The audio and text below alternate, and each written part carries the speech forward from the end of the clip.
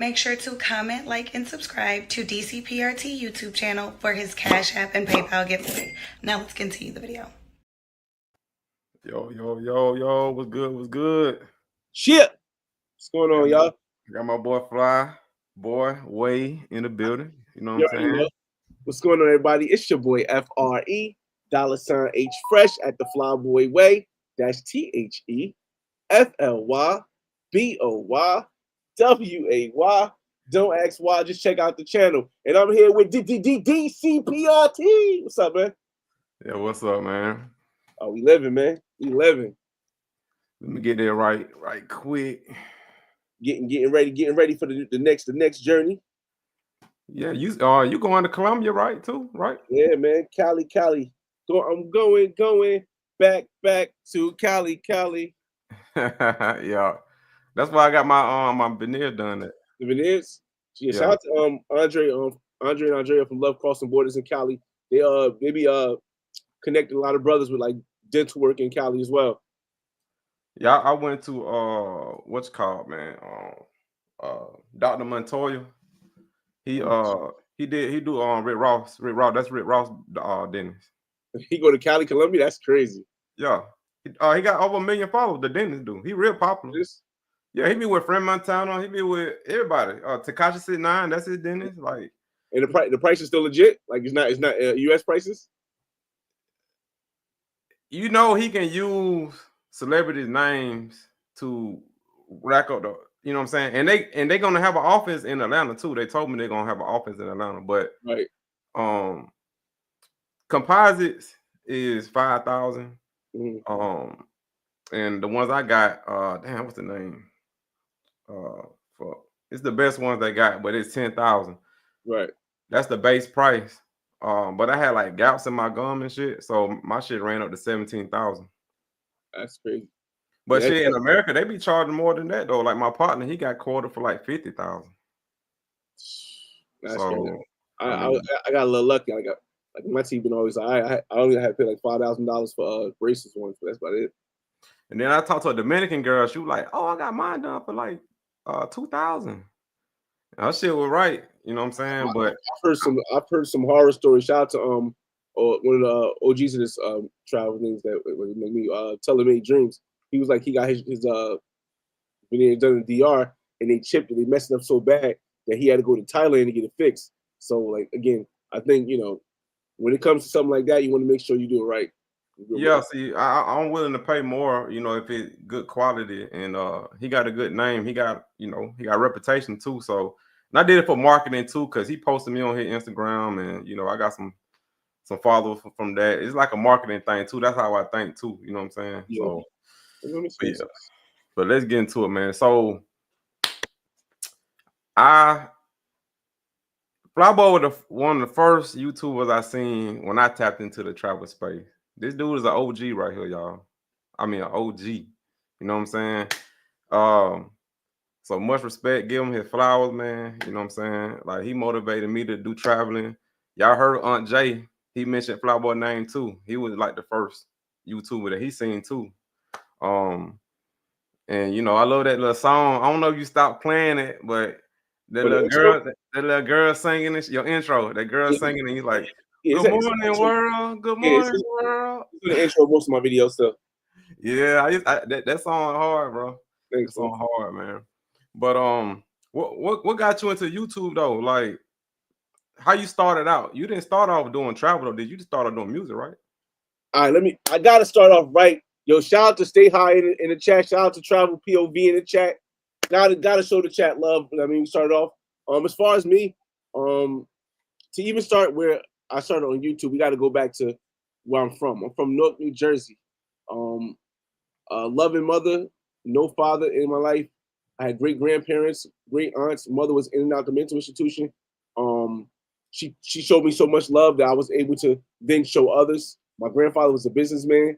But growing up in the urban society, it felt like all you could ever be was a drug dealer, a cop, a basketball player, or some kind of entertainer. It was like they didn't want you to be anything else. So I felt as though I gotta find a way to that worked for me. So I went out to try to find another way, and I never found one. So I then created a way. created a way that worked for me, the Flyboy way. And I proved by creating my way that you don't have to follow what everybody else does. You can find a way that works for you. And that's why my channel is called the Flyboy Way. It's all about finding the way that works for you. In order to get my message out, I had to start a channel. I realized at first I did do music, not on my channel per se. I did music in general. I have videos with DJ Drama. I have videos with T-Pain. I have videos with The Game. I have videos with Don Cannon when he was the head of Def Jam. But I realized early and very young that music is going to go to the background, and you will have to be a person who is a visual person, because things will go from words to visual. So I started learning how to edit. I started recording my journey, and I started YouTube before anybody that I know in the whole travel atmosphere. Black, yep, I agree. Doing it for the longest before anybody, and I have yet to be corrected on it. I've been doing this on YouTube since 2009 consistently. The only one that was close to me when they had a different channel was Passport Heavy. So shout out to Passport Heavy Jabril, when he had a channel just called Jabril, but he went 3 years and then stopped that. And then Passport Heavy came out about 5-6 years later. So for me, I've always been in this space alone. So as I start seeing more people come, more people travel, it inspires me it makes me happy, because I see that some people are inspired, some people don't know, but the whole time I've been consistent. So that's what kind of made me start this YouTube thing, is the fact that not that I wanted to get famous, not that I wanted to get money, is that I wanted to show people there's another way to make it to the top, using my real life experiences. Yeah, shit. I think my first video I seen from you was like it was Colombia, when you was out there, and man, you that shit was like 10 years ago, and I'm like, this dude been doing this shit, bro. Like, been doing it like before the travel space even got popular, man. I seen a Mexico video from you. That was like 15 years ago. I'm like, yeah. I think my oldest travel video was okay. So I'm one of the people that believes that you never know who you are until you see how the world sees you. So you have to first leave the city that you're from. So when I left Newark, I moved around New Jersey. Then I left New Jersey. Now all this is recorded, and I moved around the United States. My first trip on camera was to Philadelphia, and that was 15 or 16 years ago. 16 years ago now. I went. Philadelphia is my first trip on YouTube. But prior to that, when I was rapping, I was showing pictures of my trips around the world, because I had been traveling before that. I've been traveling since I was 24. So I'm 41 now. I've been traveling since I was 24. So it was like, I've been traveling since I was 18 internationally since I was 24. So, but all that is on YouTube. But I didn't know how to edit. I just had pictures up there, and that's what the whole thing is about. But yeah. So what made you even think of travel? Like, you woke up one day and was like, okay, I want to go travel, man. I want to get outside this matrix, man. What was the process behind that? Like, what was your thinking behind that? Like, what caught your eye? What made you? What had you motivated to do that? When I was growing up, I grew up in a crazy place. Crack epidemic in North New Jersey. This is back when they had the big crack epidemic. North New Jersey is one of the places that get hit the hardest. Not being able to have my mother there because a lot of the time, because she was in a mental institution, and having to like connect with my brothers and my friends. It was like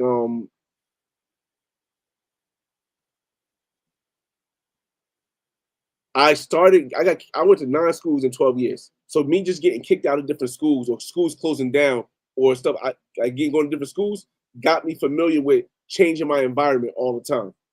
Just because in the 12 years of my high school, from kindergarten to high school, I had been to 9 schools. So just getting to meet new people, and then because of my personality, because my mother's personality passed on to me, I was able to connect with everybody. No matter if I was there for a year or I was there for 2 years, people will always remember me. So I would go to one school, go to another school, and then by the time I got older, everybody just felt like they knew me. They all felt like they knew me because I've been in all these other schools. So as I took that and I started going, traveling out, I seen the power in so many people. I had gang members from this side, gang members from this side, gang members from this side. I had cops over here. I had firemen. Everyone just knew me, and I seen the power in that. So I said, let me expand some more.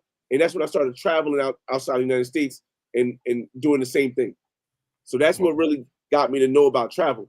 Okay. And one of the other things that one of the first videos I seen on travel was a music video, and it was Ja Rule Holla Holla.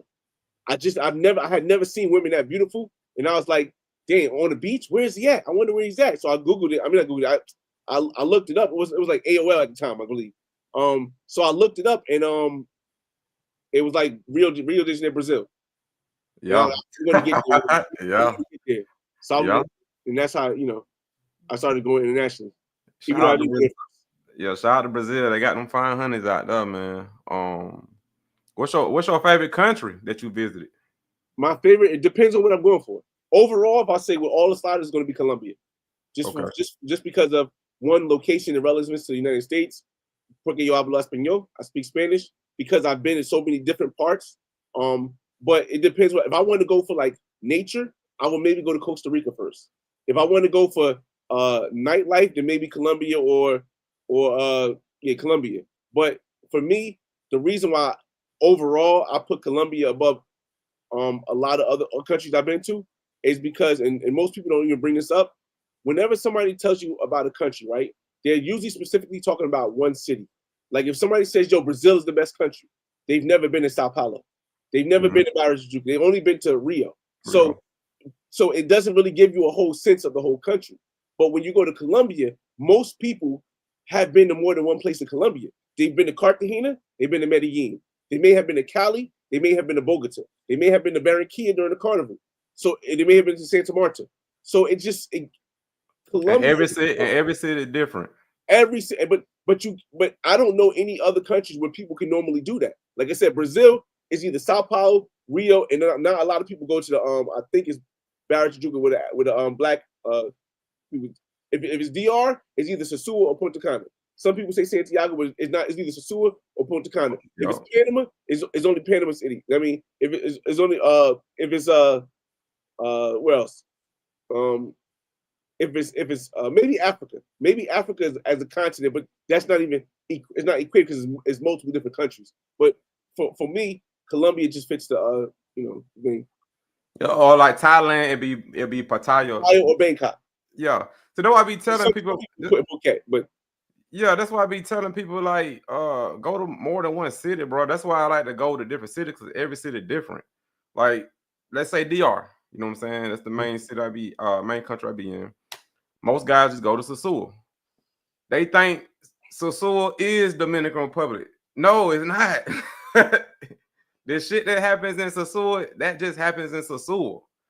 It do happens in other cities too, but it's not that turned up like Sosúa.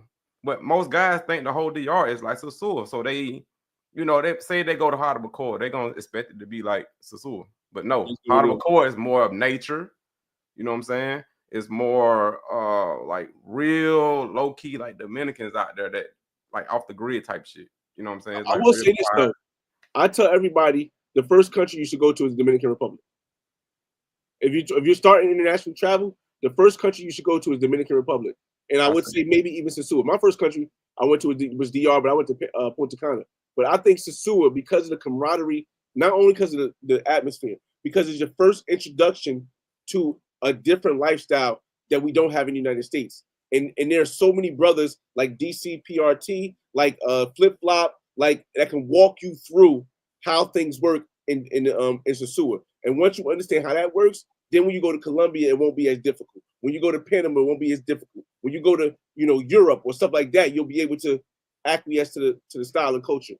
Yeah, I say the entry country for me is Bahamas. That was the first country I've been to because it ain't no language barrier. So if you most people are not gonna know Spanish. So Bahamas, they speak English. They look like you. They look like you are. They look like us. The only thing different is the roads. The cars are different. Like you're gonna be driving on the right side instead of the left side. That's the only difference. But other than that, it's a tourist country. So I mean, the safety pretty good. You know what I'm saying? So that's why I say that's an entry country. Then after that, maybe DR. I think you need experience for Colombia though. Colombia can get a little rocky, if you venturing out in the wrong sections, you know what I'm saying? That's to me, that's what the Sosúa does. Because once you have that experience with Sosúa, and you get to link with other brothers that are there, and they show you the game because they've been. It's a lot of older guys that be there, and they'll give you the game. They don't worry about, like, in the States, you're not gonna get that many people that give you the game. But when you go overseas, they'll give you the game so that it won't be that bad when you go to Colombia. Only thing I tell people is don't go to Medellin first, because you need to actually learn Colombia before go to Medellin. You need to go to Cartagena a couple times first. You know what I mean? So how many countries you been to?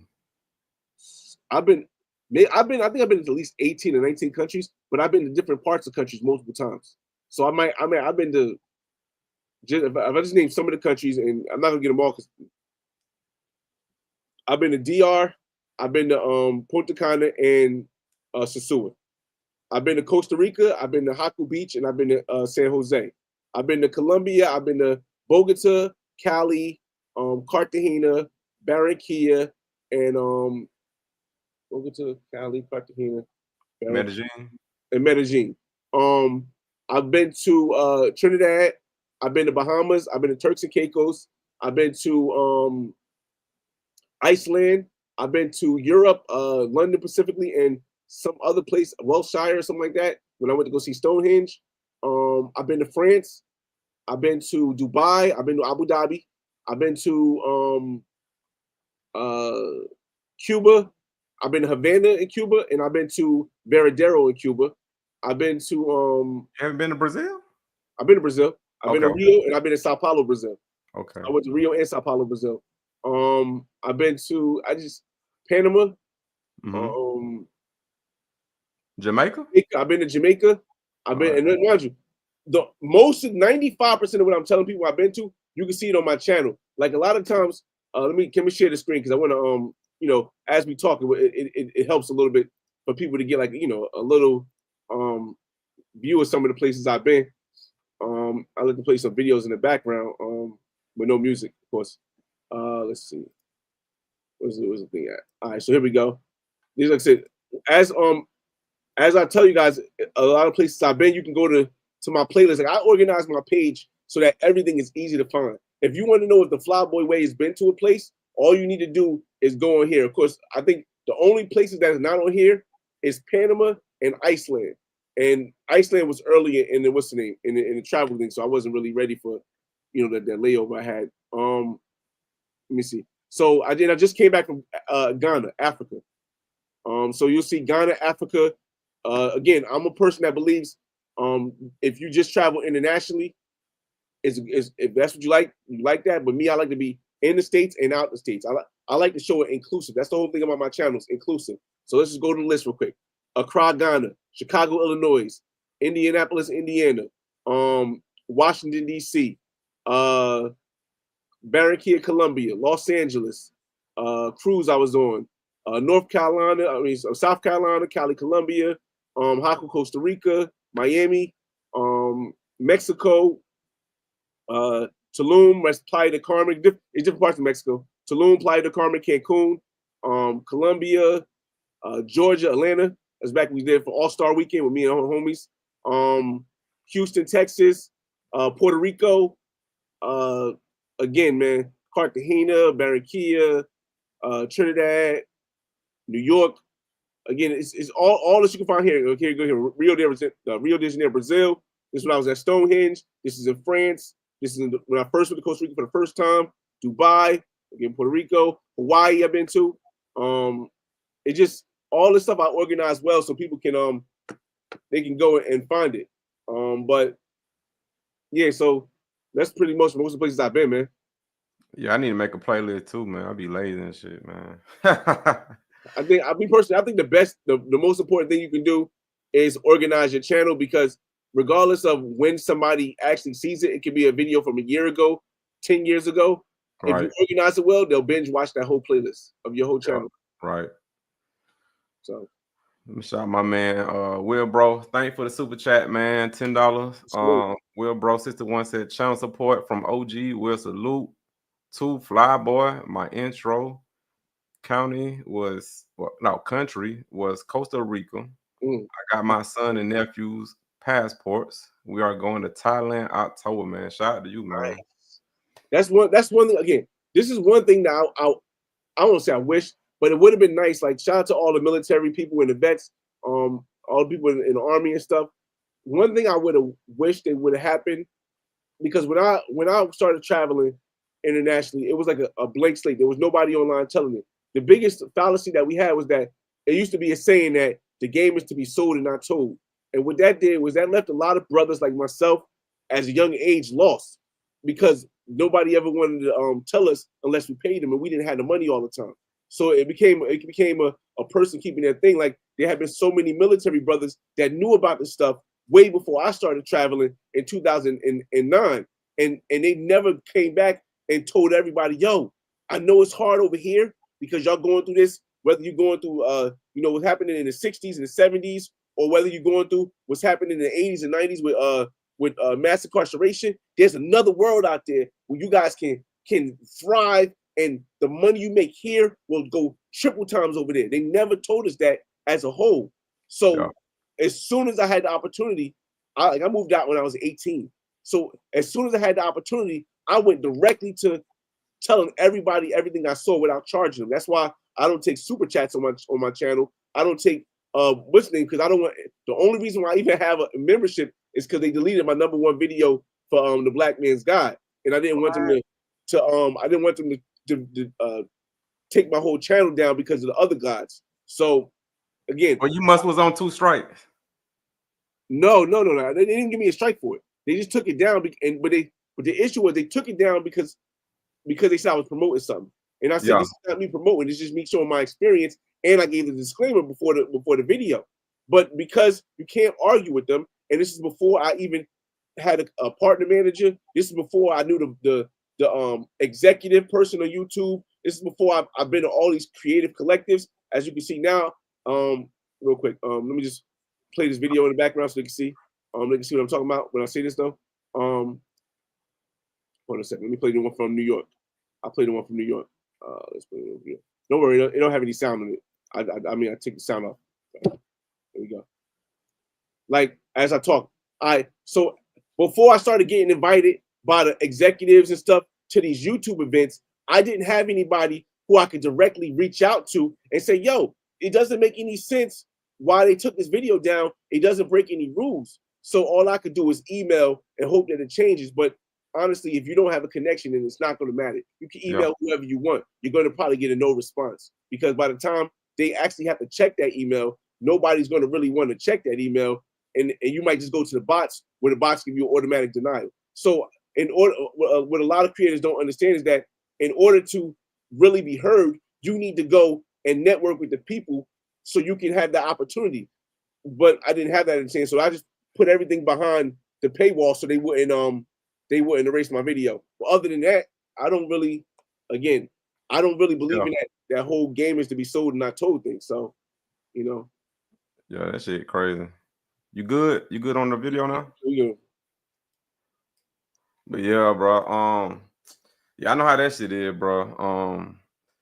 Shout out to Travel Poe, Rick James, $10 super chat. Said, Flyboy started my channel, the Travel POV. What can I do to get more visibility? I am 3 videos in. You said to reach out. Salute to you. All right, Travel POV. This is what I would say.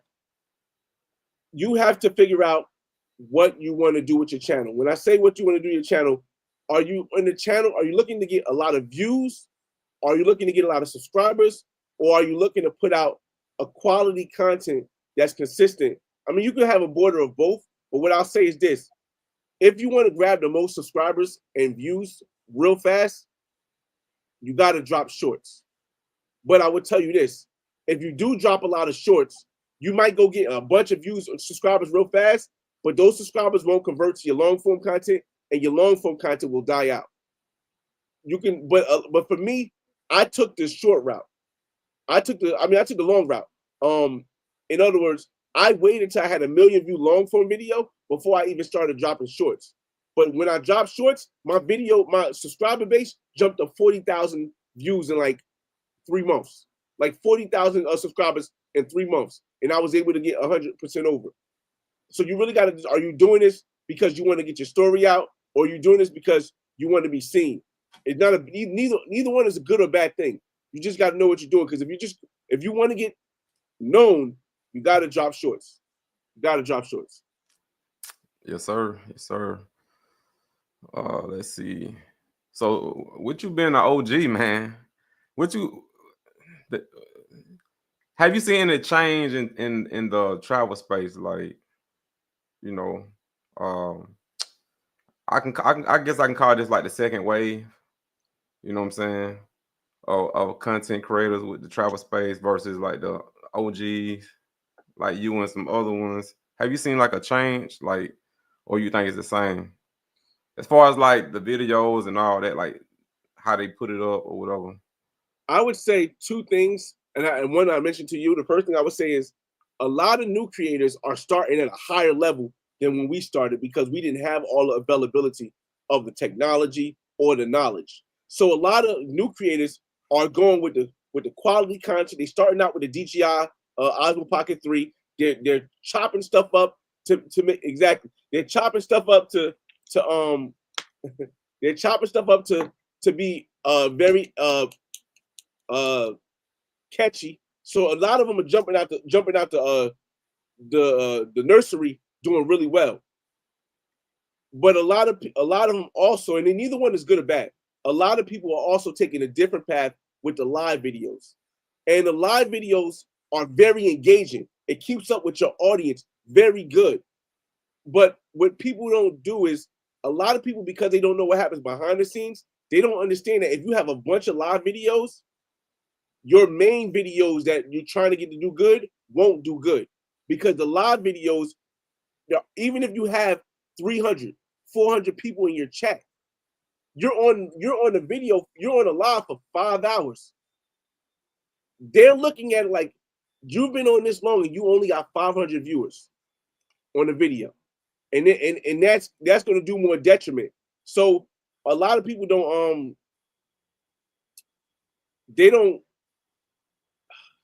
a lot of people now, they don't go with just putting out what they want to put out. They go with what they think is popular. And I think that is a strategy that's going to hurt them in the future. And I think that's the only difference with versus like what you say, the OGs who normally we just put out what we thought would work. Well, for us, whatever we want, a lot of us, not some of us really put out what people wanted to see, but most of us put out what we wanted to tell, the story we want to tell. This time, people are doing it more because they want to be seen. And that is not a great long-term strategy. Mm-hmm. You know what I mean? Especially what video? Go ahead. Especially with the repercussions that come from it.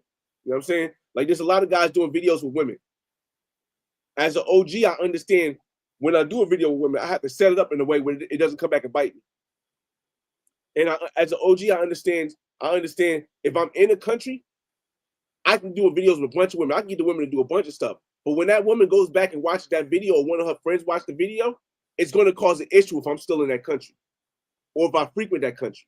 So I have to be willing to accept that issue. I've lost a bunch of women I couldn't hang out with no more because of the fact they see me with other women, but they respected me because I told them the truth from the start, and thus I didn't have to take the video down.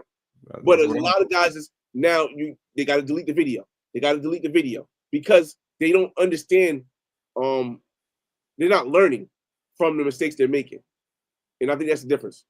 Yeah, and we got some weirdos too, man. They be, like the people that be viewing, they go end up finding the girl. I had it happen one time, and she would like take it down. You know what I'm saying? Because they talking, they being disrespectful to me, and I'm like, damn, who doing that? You know what I'm saying? But I get what you're saying, bro. It's all how you set it up, though, man. Like I've only had one woman that got my video taken down, and she tried to get 16 videos taken down. Mm-hmm. She didn't tell me she had a boyfriend, and we was kissing on the video.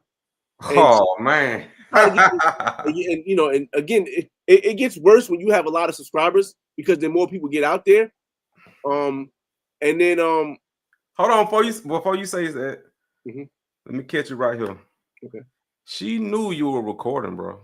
Of course. I have multiple videos with her. But that's what I'm saying, though. She knows she got a boyfriend, and she know you're recording. She know you're gonna drop that video somewhere. So why the hell she didn't say nothing then? 2 reasons. One, I never tell women how many subscribers I have. Also, so she just thought you were just anybody just. No, I told her I do YouTube. Yeah. And I might show the channel, but I don't show the subscribers because when they see that many subscribers, it's sometimes. But even then, though, if you told her you did YouTube, she should still be like, "Nah, I don't want it up there because I got a boyfriend." Like, she's stupid as hell, bro. I don't know if she had a boyfriend. I'm just presuming she did. The second. Okay. The second thing was, I got you. The second thing was the kissing. The kissing on the was like, all right, you know what I mean? But gotcha.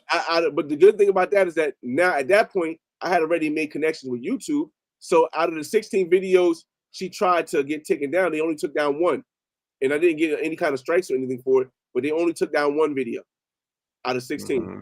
She made complaints about 16 videos. But I've also had some issues where I was in Medellin. Matter of fact, you can pull it up. I'll pull it up. Again, I like to interact with the actual videos so I can talk, and if it's certain videos I don't mind. Hold on, wait a second. Let me see where's that. You gotta go back. I'll take it down until you're ready. Yeah. But I like to unless it's I'm ready. All right. So I had certain videos where I met a great woman, right? I never gave any signs that we did anything. I never, because I don't do that. I don't talk about when I'm with the woman. I don't tell people I hit the woman. Not that's what, like me. I don't go back and say her name. I don't do none of that stuff. Yeah, that shit corny. Right. But there was in this case, there was a dude that was paying for her school that followed me, and he was paying for her stuff. And I kid you not, this video happened at 1 o'clock in the morning on a Sunday. Wow. Or a Sunday. By Monday at 8 o'clock in the morning, she was text messaging me talking about not take the video down, but she was text messaging me talking about some guy was saying that I was calling her making it look like she was bad or something like that, right? Because I can't tell you everything she said, but you can take it down because some dude that she was dating, or not even dating, just sitting, he was paying her money, and he's threatening to stop sending her money for her school and stuff because she was on a video with me. That's one thing with again, it happens often, but because I've been through this already, I already know how to react. I know how to set it up already, and I know how to make sure that I'm not in a way where I got to take the video down, and I'm not in a place where I got. And the craziest thing is that the people, like, they don't understand that I'm so honest with these women, and I treat these women with so much respect. Every woman on my channel, I treat with so much respect, and I'm so honest with them. I don't make them look a certain way on my channel. Mm-hmm. That they 99% of the time they tell me every single thing about the person, and then I'm looking like, yo, you be commenting on my videos like saying I helped you and stuff, but then like this is what you're doing behind my back, like with a chick like this. Again, man, it's just all part of the game. But I grew up. Again, I'm an 80s baby. I grew up when I existed in a place before internet. Right, me too. Me too. Yeah. When I was 10 years old, internet came out. So I was the first person on the internet on AOL. Even before AOL, they had MSN. So I was the first person on the internet. So all of that whole how people are in the internet, the trolling and stuff, it doesn't bother me because we've been doing this way before. So right. It is what it is though. Yeah, I know how this shit is, man. Yeah, man. Will Bro said smash the like button. Y'all watching it for free, man. Shout out to Will Bro, man. Y'all hit that like button, man. Appreciate the love, man. So what video blew up your channel, man? Like, I know you remember that video. I've been viral so many times. Viral for me, I say viral is when you get a video that has over 100,000 subscribers. I've had a video every year for the last 7 years that has over 100,000 subscribers that I put out that year. So it's viral to me. It's not even a thing no more. Blowing up my channel though, I would say the first video I had go viral was a song I had called Religion. And it wasn't even a video that blew up my channel. Like other videos got views, but it wasn't crazy. It wasn't really until 2000 and I made it in 2018. But it wasn't until I came out with the first video in 2019 of the Black Man's Guide to World Travel when my videos started going crazy. So this is before the pandemic. I dropped a video, and the first video I got, even though I had already had a 100-view video, it took like 4 or 5 years before I got a 100-view video. When I dropped The Black Man's Guide to Cuba, that video blew up in like 4 or 5 weeks, where it went from 0 to like 30,000 views. And then it went up to 100,000 views in a month. Then it went up to 200,000 views in like 3 months. And on the third month, mind you, I had been dropping videos the whole time, more Black Man's Guides, but that specific video kept going crazy. The first Black Man's Guide to Cuba. But when it got up to like a 230,000 views, YouTube put a yellow check mark on it. What? A lot of people, yeah, this is what, again, there's a lot of stuff behind the scenes people don't know. Once your video gets a yellow check mark on it, it stops it from growing. Yes. Here's the thing people don't understand. If YouTube is a for-profit entity, right? Those videos that make the most money are the greenlit videos that are advertiser friendly. Once your video becomes unadvertiser friendly, YouTube, as a for-profit company, does not want to push your video because they're not able to make money off of it. Mm-hmm. It's legit. People complain. I used to be one too who complained about it. But as a business person, I understand it, and a lot of people don't understand it. A lot of companies don't want women shaking their butts on the camera, unless it's a celebrity. Now, celebrities have exceptions. They've come closer to giving more people more leeway, but celebrities always will have exceptions because they're famous. They can go out there and put out a video, and they're backed, not famous, because they're backed by multi-million-dollar companies. So us as a regular creator, no, you can't go up there and show women shaking their butt, or you can't show you grabbing the chicken in Medellin and expect to not get yellowed. And if you don't get yellowed, you might get 5,000-8,000 views. That video is not going to grab 100,000 views. That video is going to grab 50,000 views.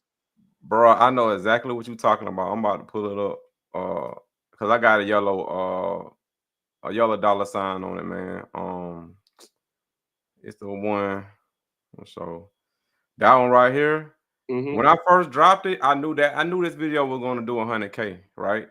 But since it got the age restriction on it, oh yeah, so that's 8,000, bro. And that video is a 100K video if it didn't have. You misread. The age restriction is different from the advertiser suitable now. Oh, see, here's the thing. Advertiser suitable won't really hurt your channel as much. The issue with advertiser suitable is that once one video becomes advertiser suitable, the system. Oh, it said look. You see it right there. Look, I got two of them. I got two. Once one video becomes yellow checkmark advertiser suitable, unsuitable, they will start automatically giving you yellow check marks on any video that's similar to it. And that right there makes your channel work a little bit harder. But the thing about advertiser suitable channel is that you can request a review. And a lot of time when you request a review, they will flip it over after 7 days if it's not that bad. But when you get an 18 and over thing on your thing, it brings your channel down, because now YouTube can't even promote your channel as much because you have 18 and over content on it. So me personally, I never delete videos. Sometimes I just take the hit.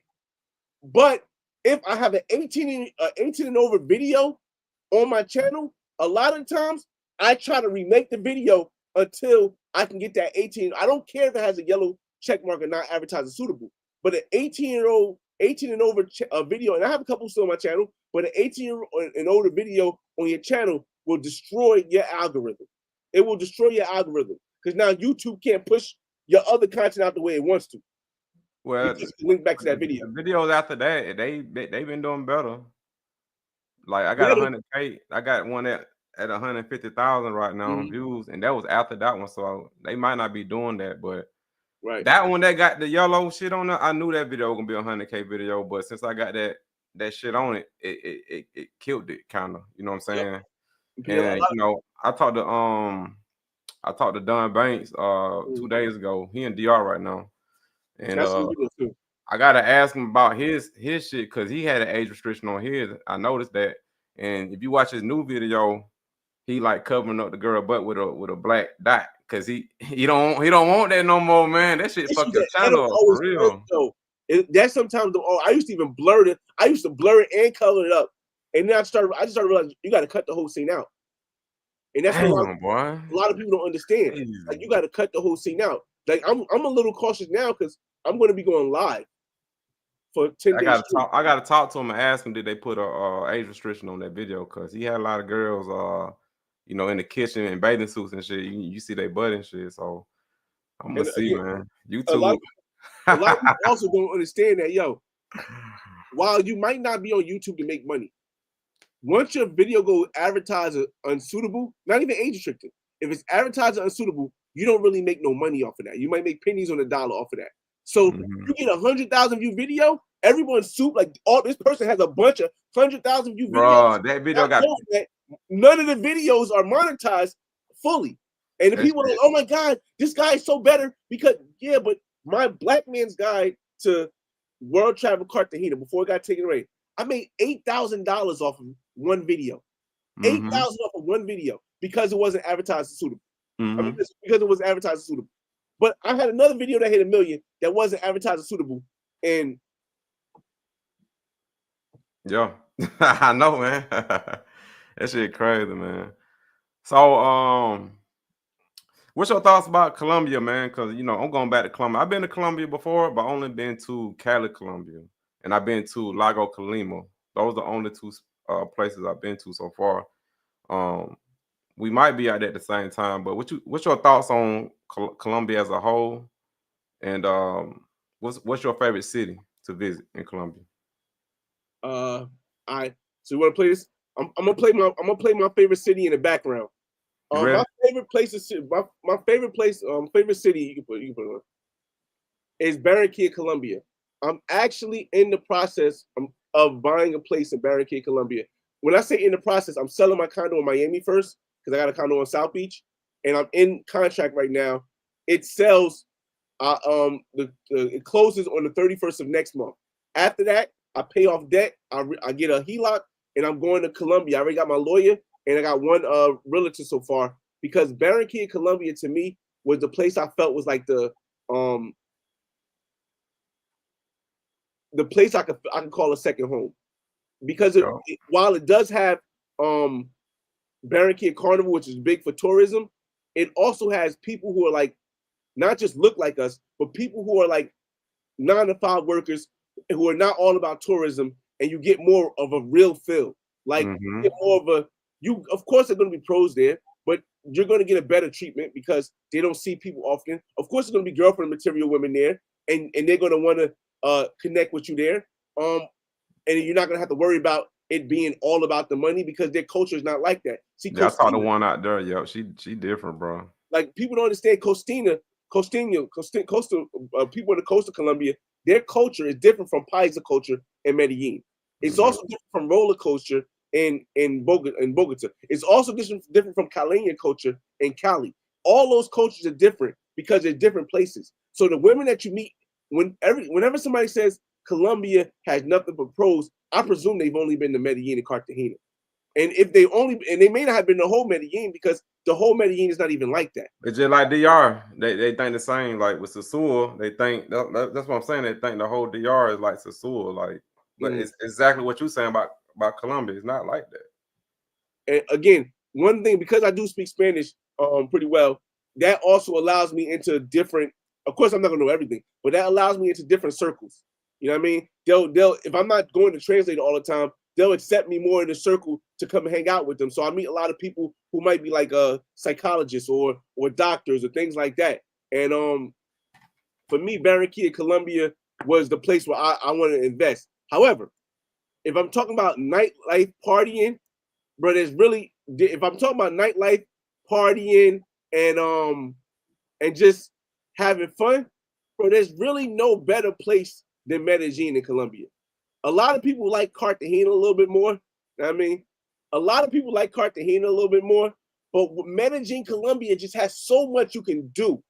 And outside of El Poblado, there are so many different varieties of people that don't just want to scam you for tourism, that don't just want to sell you stuff, that just really want to know more about you because they don't really know outside of the country. A lot of people don't understand. Most people don't have a passport over there. shoot, even in the United States, only like 17% of people have a passport, or 16% of black people have a passport. So it's like, for me, Medellin gives me the availability to have fun, and the fact that flights are so inexpensive. I can own a Barranquilla, and I can meet people like Jay Claude, or meet people like Good Time Grego, or meet people like Sin City, or meet people like where you at? Come on, man. Like Barber World TV, or meet people like, you know, or actually meet a woman who's not a pro, or meet people like Passport Stamp. I mean, Passport Dog, or meet people with women that's not a pro, who may not be from Medellin, who may just be going there for school, or shout out to Boston. Like the whole thing is just like, Medellin is going to be a place I always go. I just don't want to own in Medellin, but I would rent in Medellin. I would visit Medellin very often. And it's not dirt roads, it's modern stuff. Look at the mall. The mall is fancy. They got activity. So yeah, man. It's just you know, but then every once a year every once a year, while we're still talking about Colombia, every once a year, and I think I might make this a regular thing, we gotta go to Cali, yo. We gotta go to Cali, and that's what's coming up next month. I like Cali. Cali has a thing called Petronio Alvarez Music Festival. It happens every year. This is gonna be my third time going. And as you can see right there, just pause real quick. All these brothers, look at the, oh my God, hold up. Look at the connection. Oh, let me just run back real quick, because I don't just double tap. Hold on, one second, y'all. I just want you guys to see, look at the connection. We're in Cali, Colombia. Look at all these brothers connecting and networking, all different age groups, from like 20 to like 60. One guy was 60. All different people connected. Shout out to Andre and Andrea too. And so every year, I think every year from now on during this time, I'm going to go to Petronio, especially when I get my crib in Barranquilla, because you get to meet so many different people. You get to talk to so many different cultures.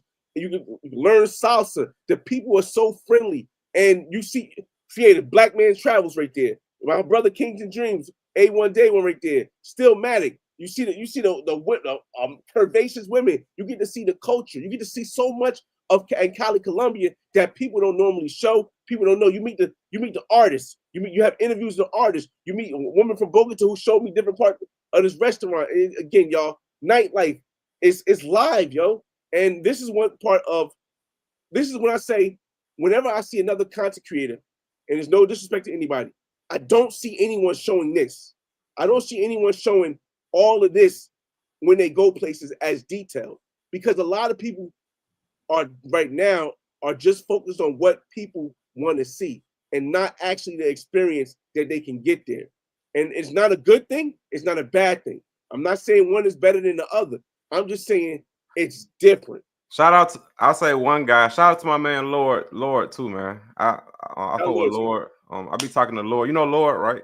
Yeah, I don't know him, but I know. Yeah, Lord. I think Lord shows content like that too a little bit. Mm-hmm.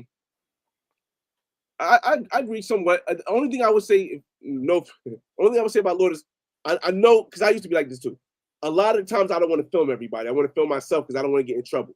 Right. I think that's the only thing I would say that for me, I think it doesn't match up, because as you can see, I'm interacting with the people, talking to everybody. I'm in their face with it. You don't even see me on the camera most of the time. You like DJ Vlad. You don't show yourself. You show okay. I do show myself. I do show myself. But a lot of times I think like I need to show people where I'm at. Like I need to take people with me. Mm-hmm. And like, look, I'm in there. I'm interacting with different people from different places. And I think that I don't know. I gotta watch more video. But what you're saying is, you know, like a vlogging format. You like in a visual like format. You're not vlogging. You like more of a visual.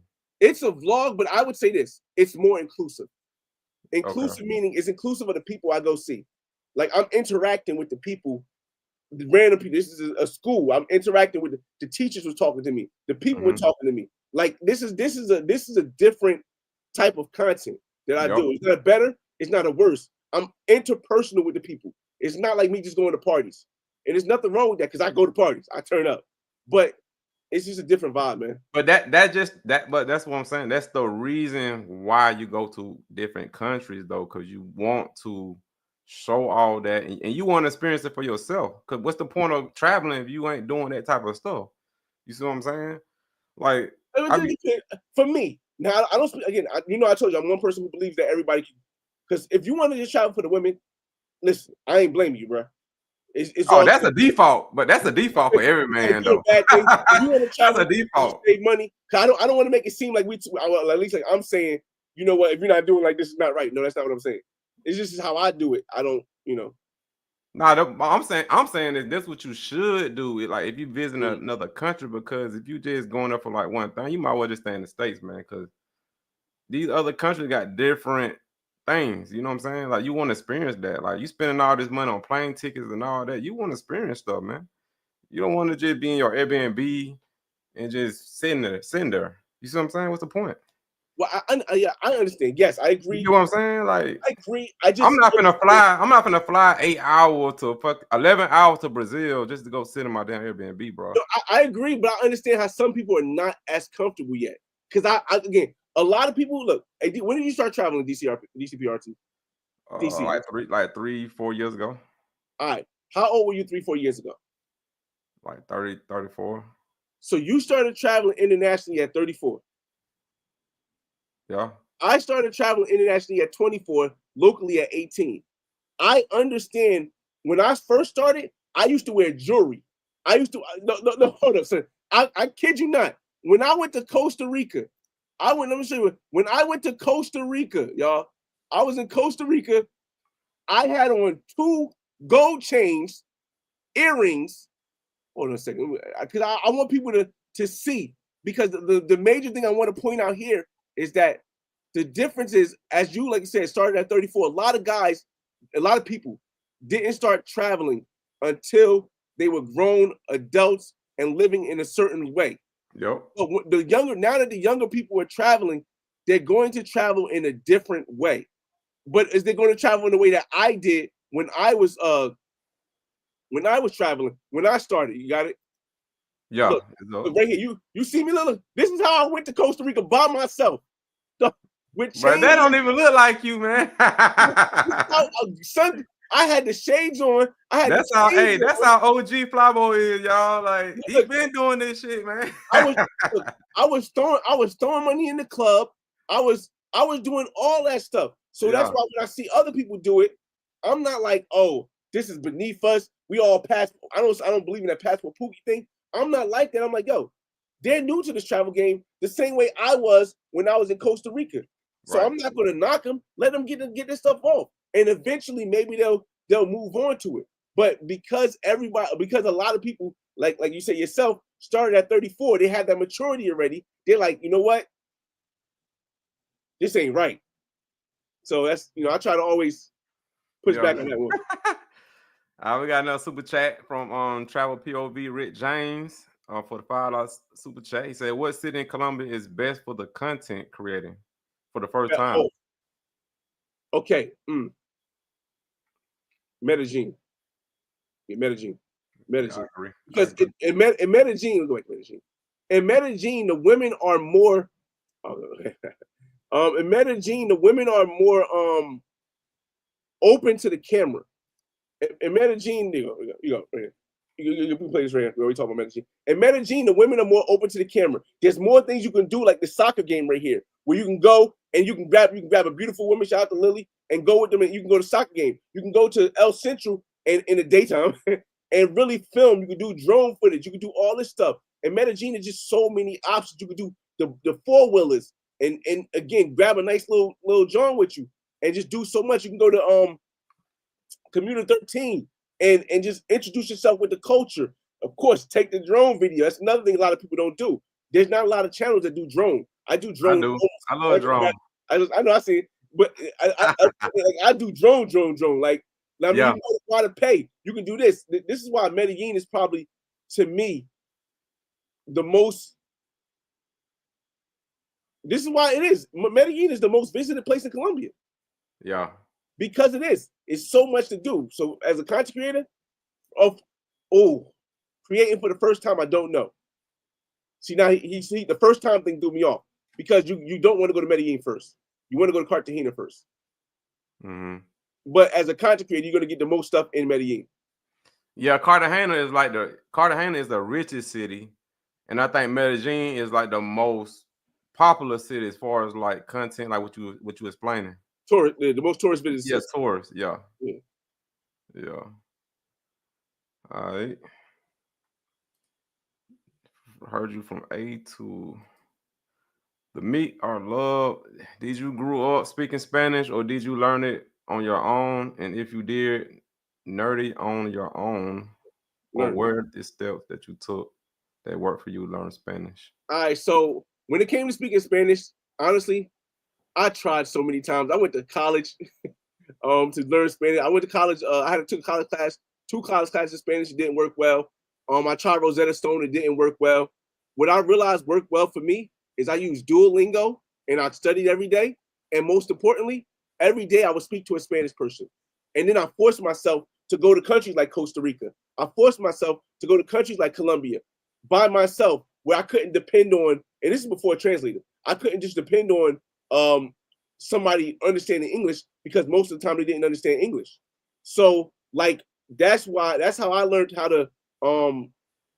to speak Spanish. And the one thing about Spanish is that one thing about speaking another language is that if you want to continue to, if you don't continue it every day, you end up losing it.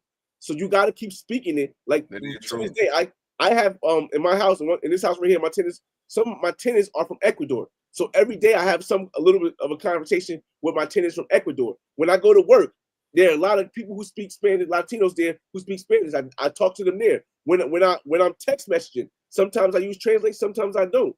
So you always want to be using. That's the only thing that's going to get you consistent with it. Yes, sir. Yeah, that is true, man. If you don't stay on it, man, you do lose it, man. That happened to me, man. Visual height say look like Lil B. Well, James, I just bought a drone. Okay, yeah, get right, man. Cause these days, man, you probably could have got away with it with an iPhone back then, but these days you gotta have that equipment, bro. Everybody seeing 8K now. here's the thing. I never want to tell everybody, I'll tell everybody, never wait till you got everything before you start. Don't ever be like, oh, I don't have anything, I can't start yet. Don't ever say that. It's not a good thing. But if you're going to take this seriously, if you're going to be a person who really wants to hold a place in whether a travel community or who really wants to get it out there, you're going to have to. You want to play this video real quick? You're going to have to know how to use a drone, because the future, I don't even know if they're going to allow drones for much longer. Like, because of how risky it is, I don't think you're going to have people that allow drones for much longer. So you want to get as much drone footage as you can now. And I would say, like, I didn't see you do it DCP RT yet. I would say create, like I did here, create a playlist for your drones, where you have all your drone footage. Again, organization is the most important thing. Yeah, I seen videos that just do strictly drone footage, and they get a lot of views on that. I need to start doing that. It does. It depends. Like me, I like mine is more for the look. It's more for the feel. Like, damn, but who them two girls? Ooh, some baddies right there, boy. Some girls I met from where are they from? Toronto. Kristen and yeah, they look like some Toronto girrs or from Europe or something. But a lot of times, I can't play it here because it has Sade, like it's Sade's playing in the background. Like, okay. I don't get paid for these, but I do it for the vibe of it, just to get people like the Sade playing in the background, the drone footage. Of course, I try to get a woman in every single one of my drone videos. It set the mood, man. Set the tone, man. It like, definitely sets the tone. Yep. Again, but it's just you that's a complete visual. It's the drone footage. You getting everything with that. But see, when I was in Santa Fe, they wouldn't allow me to do it. So I said, man, I'm gonna just take y'all content and just put it on my shit. Cause he was like, I'm gonna talk to the manager, since you were since you're a content creator, we'll probably let you do it, even though it's against the rule. Santa Fe what? Huh? Santa Fe and Sasua with the big pool. See, man, this is a young content creator.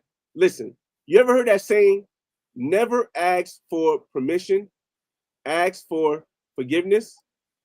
Nah, what happened? What happened was what happened? Nah, they told me up front. I didn't ask them that. They told me the rules up front, and then I said, since I'm a content creator, I showed them I got a lot of people, and I try to run the game like I can bring y'all more customers and more people. How did they know though? Now they just told me straight up, like they And just you brought the joint out, huh? as soon as you brought the joint out. No, I ain't bringing nothing out. They just told me the rules. Like when I signed off on the thing and paid, they told me all the rules up front. Like they told me. And then you see in my video when they mentioned drones, I was like, man, I was gonna fly. Cause I told him that. I said, man, I was gonna fly too, man. He was like, nah, you can't have drones. I was like, damn. I'm like, can I talk to a supervisor? He was like, yeah. So I talked to the supervisor, and they were still like, nah. So I was like, shit, I'm gonna just take y'all shit then. Y'all drone footage then. That's crazy. I was in Sasua flying that drone like no, you in Sasua, but you're not in Santa Fe though. Santa Fe is a residence. You see what I'm saying? People actually live there. That's why they don't allow it. So I'm going to tell you something that I wouldn't do it. I'm not suggesting you do it. I'm just saying there's a lot of video that I. Damn, what happened? He got cut out, y'all. We're gonna bring it back though, man. I'm gonna get to your super chat, slave of Christ. All right, here you go. I'm not suggesting that you do it. I'm not suggesting that. A lot of the times, you know what I do? If I'm cautious or I'm not able to record while I'm standing on their property, I'll go off of their property and then record and go up in the drone. Yeah, I thought of that. Yeah. And then go back over their property. But see, the footage I wanted was within the domes, though. I wanted it in the community to show them the domes, though. What do you mean the domes? Where we stay at? You didn't see my video, my Sasua, my Santa Fe video. What you said domes like a round domes? Yeah, like the little houses, like the little igloo looking houses. They call them domes. Yeah, but you can like glamping. That's what you call it, glamping. Yeah, but you can fly over there. You can fly over that though, still, right? No. How they got it built? They got the community around the domes. So if I fly it, all the people that live in there can see it. Gotcha. Like we in the middle. We're not on the outside. You see what I'm saying? So it's a dome, and then you're in the community under the dome. Yeah, I'm gonna show you right quick. You gotta show me that. I'm gonna show you right quick. But you can go ahead. You can But no, again, like I just feel like the best thing you could do is never be in competition with anybody.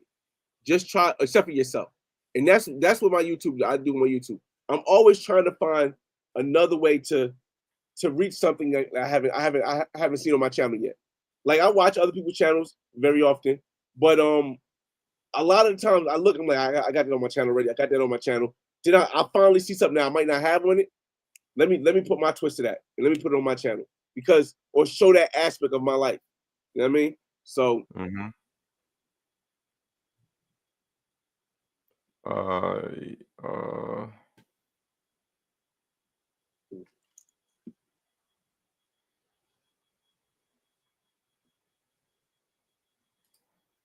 So right here, let's see. Let's see. Right here, I'm talking to him. Right? And they told me up front, like you can't fly drones. You know what I'm saying? You can't fly drones. And this the dome came out with that? Yeah, out the gate they told me that. Like you can't fly drones. You know what I'm saying? So I was like, damn, bro. This the dome that I'm in right here. Let's see. That right there. It's a dome that you live in. You see what I'm saying? Oh, but like the community, I'm gonna show you the community though. I'm gonna break it up. But like it's in the middle of the whole community of where people actually live there. You see what I'm saying? So it's like you can't fly a drone because they're gonna see it. They might tell on me or some shit. And they say if I get caught, it's a $500 fine. So I'm like, I'm good, man. I just take y'all content, bro. You know what I'm saying? I'm a little different. I'm like, for me, I'm like, yo, life. But I know what you're talking. I know what you're talking about though, because I was thinking about that. I'm like, man, I'm Okay, finna down. Me personally, I'm like, I'm never coming here again. Take this $500. Watch this real quick. Fly the drone. Because I know it's not gonna be worth it. It's not gonna make the money out of it. But now I got a shot that nobody else has. They gonna knock my drone down off the sky. Nah, but they're gonna find you though, bro. And do what? About what law? The Dominican law gonna say I can't do it? Say what? There's no I don't know any Dominican law that says you can't fly drones over open air. Open Man, air. I don't know. They ain't finna, you know what I'm saying? Like, you see the domes right there? Right here. Boom, boom, boom, Man. boom. Right. Like it's a community, but then they got actual houses around it. You see what I'm saying? So right at that place right there where you're standing, I'm flying my drone right there. I couldn't do it, man. In the air. I couldn't do it, bro. Let me look. Look, bro. Share the screen, man. I'm getting some drone footage that most people. Hey, listen, I'm Bro, I getting ain't some paying $500, man. one way or another, man. Again, like the one thing I say is that one of the most powerful things that my grandfather told me this. One of the most powerful things that he said, and one of the most powerful things that I came up with. It's going to be a time when you get money. What really matters is not that you get the money, it's what you do with it. Mm-hmm. And I took that and I said, you'll always get more money. You can always get back money, but you can never get back a chance or time. So I try to make the most of everything I do because you can always get more money. You'll never get back time. So even with videos like this that could have, even with drone videos like this that could have set me in a bad predicament. And I'm sure there's not going to be many people who have this drone video right here. I'm going to show you this one video, last video on the drone I'll show you.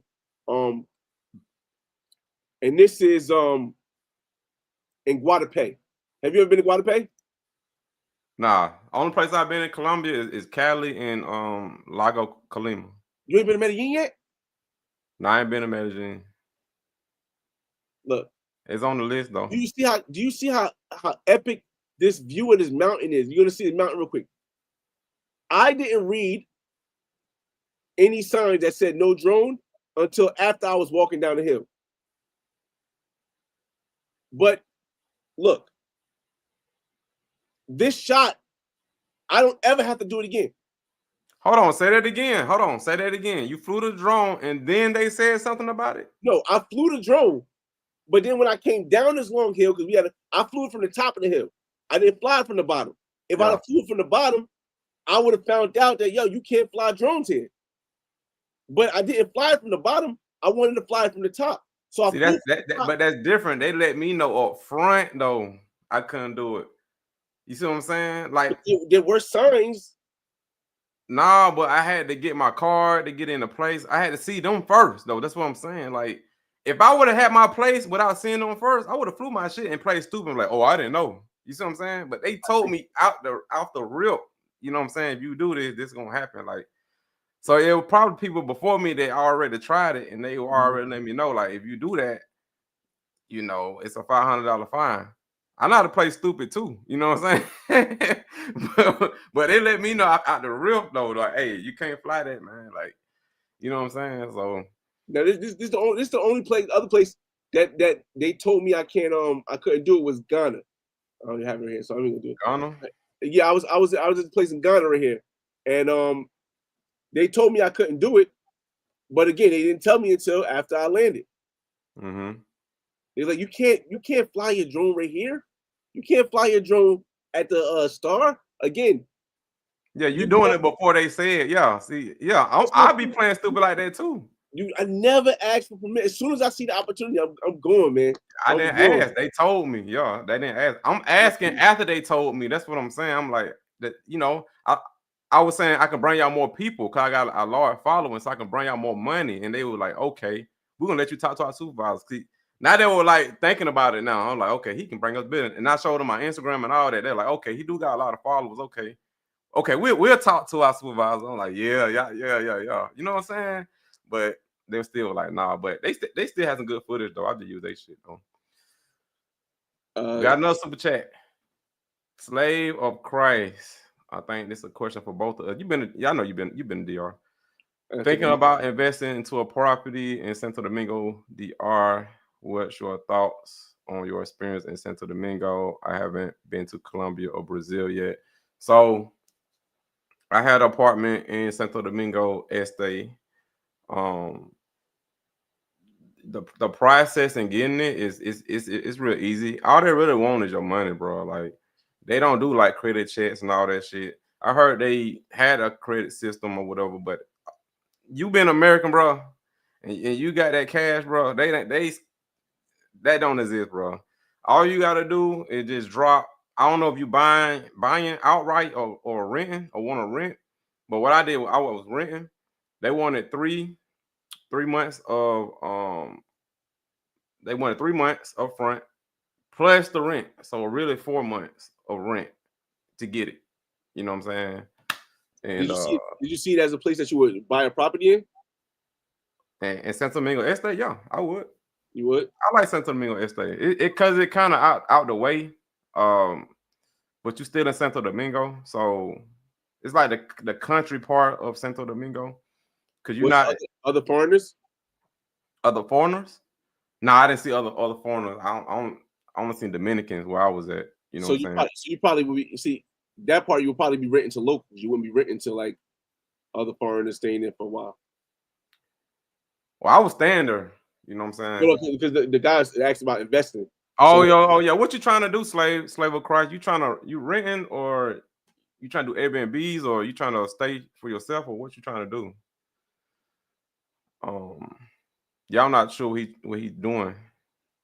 He might be talking about like buying property. I need to bring up Misha and them. They got some property out there.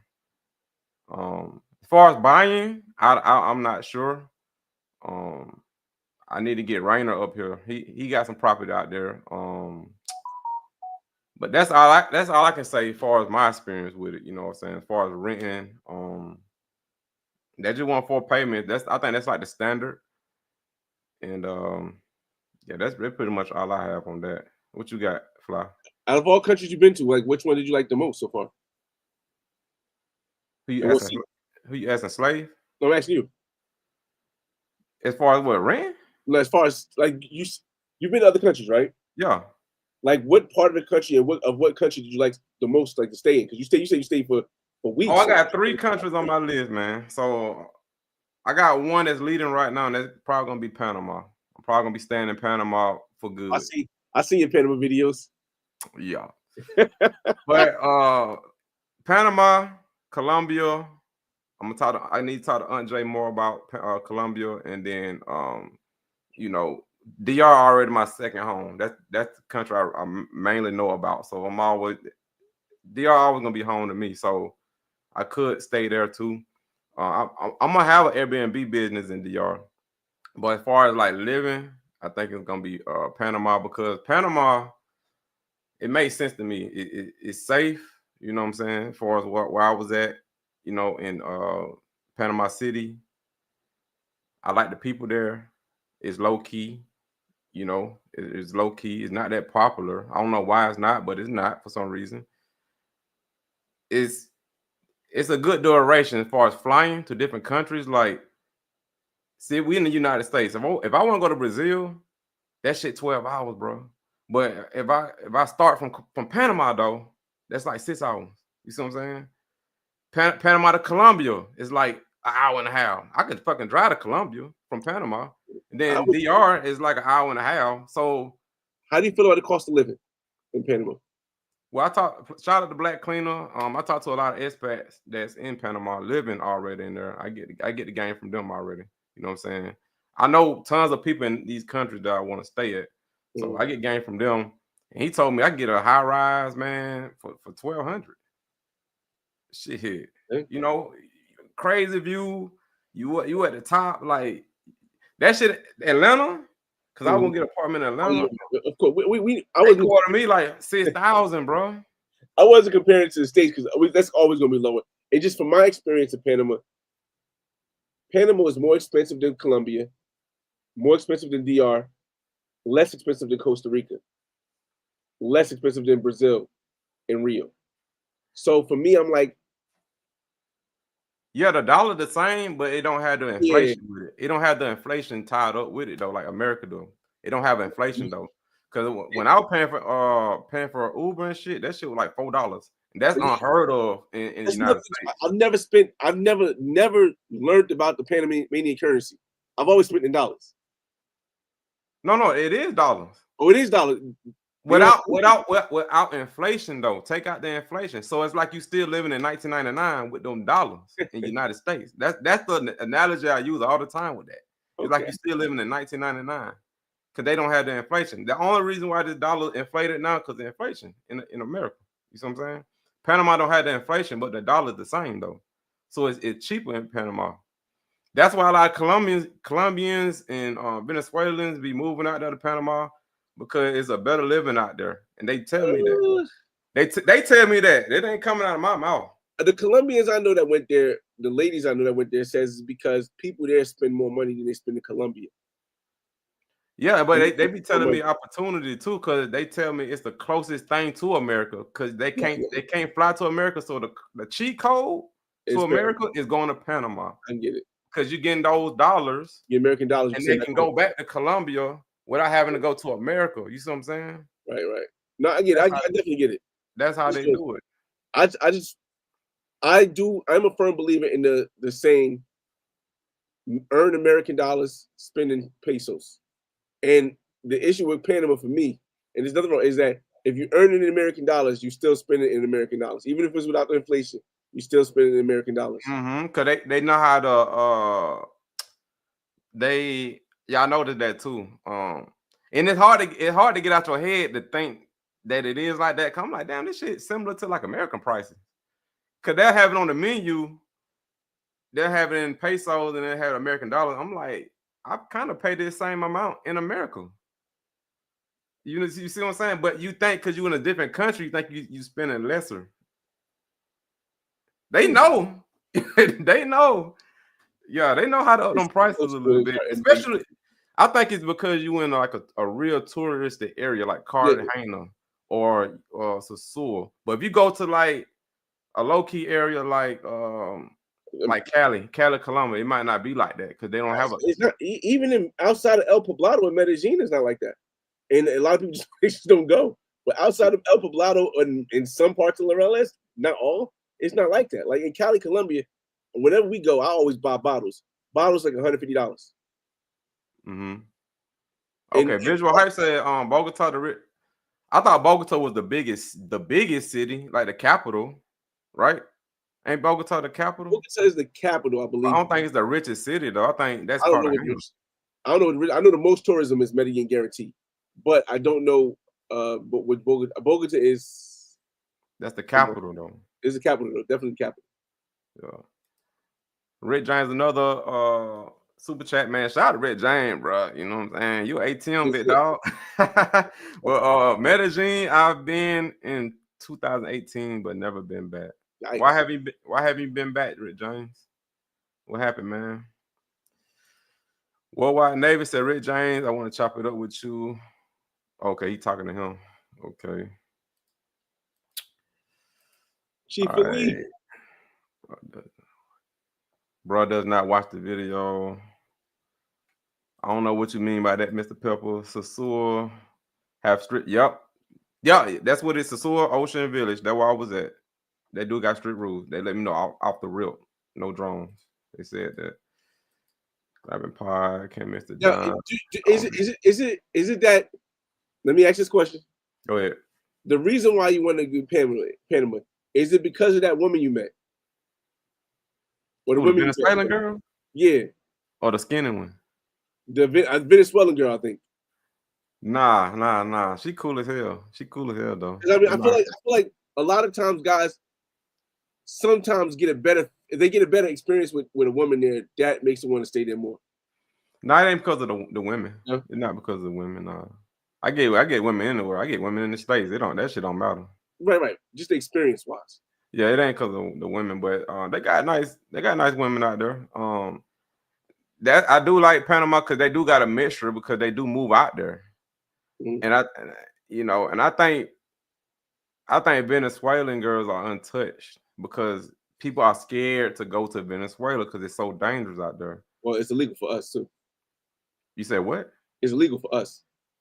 What you mean illegal? United States citizens can't go to Venezuela. For real? Wow. No.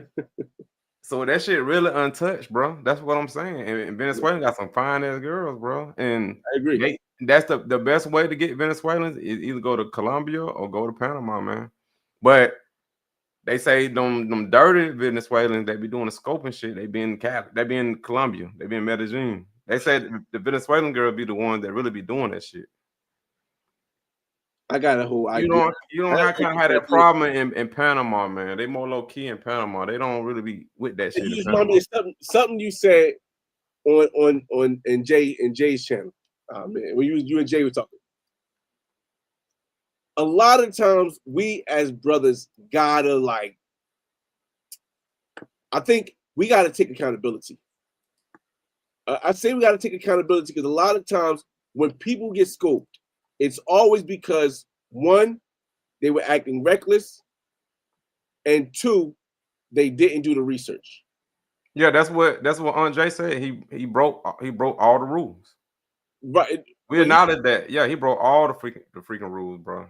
Yeah, when he said Uncle Jason, he said he bought some apartments in the low strata. I was like, I mean, I guess we all different, but there's no, I couldn't do that. I wouldn't buy no apartments in low strata. Yeah. You see what I mean? All right, right here. Look. Bring it up. Share screen here. All right.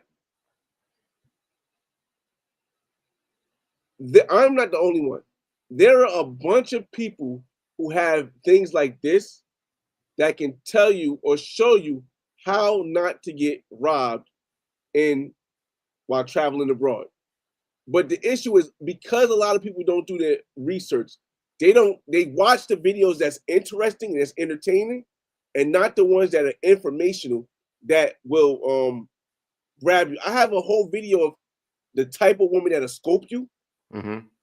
A breakdown of how, first let's start with just the simple one I have right here. With this one I can play the sound on because it's not to get robbed or drugged abroad.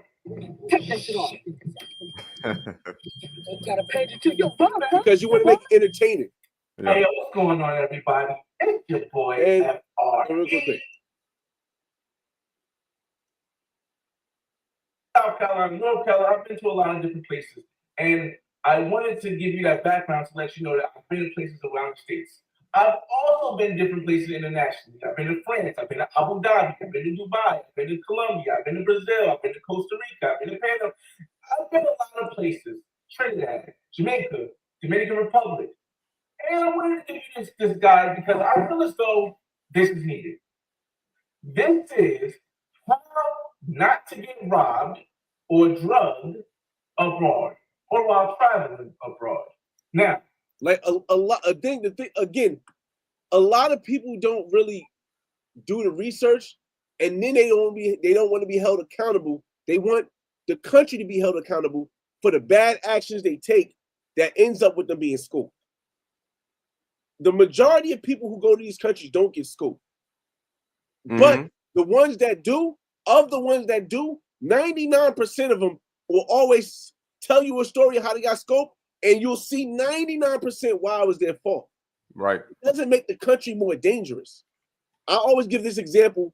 I always give this example because it gives a more clearer vision of what happens. Yeah. Is the zoo dangerous? Let me ask you, is the zoo dangerous? No. Right. The zoo is not dangerous. There are kids in the zoo. There are old people in the zoo.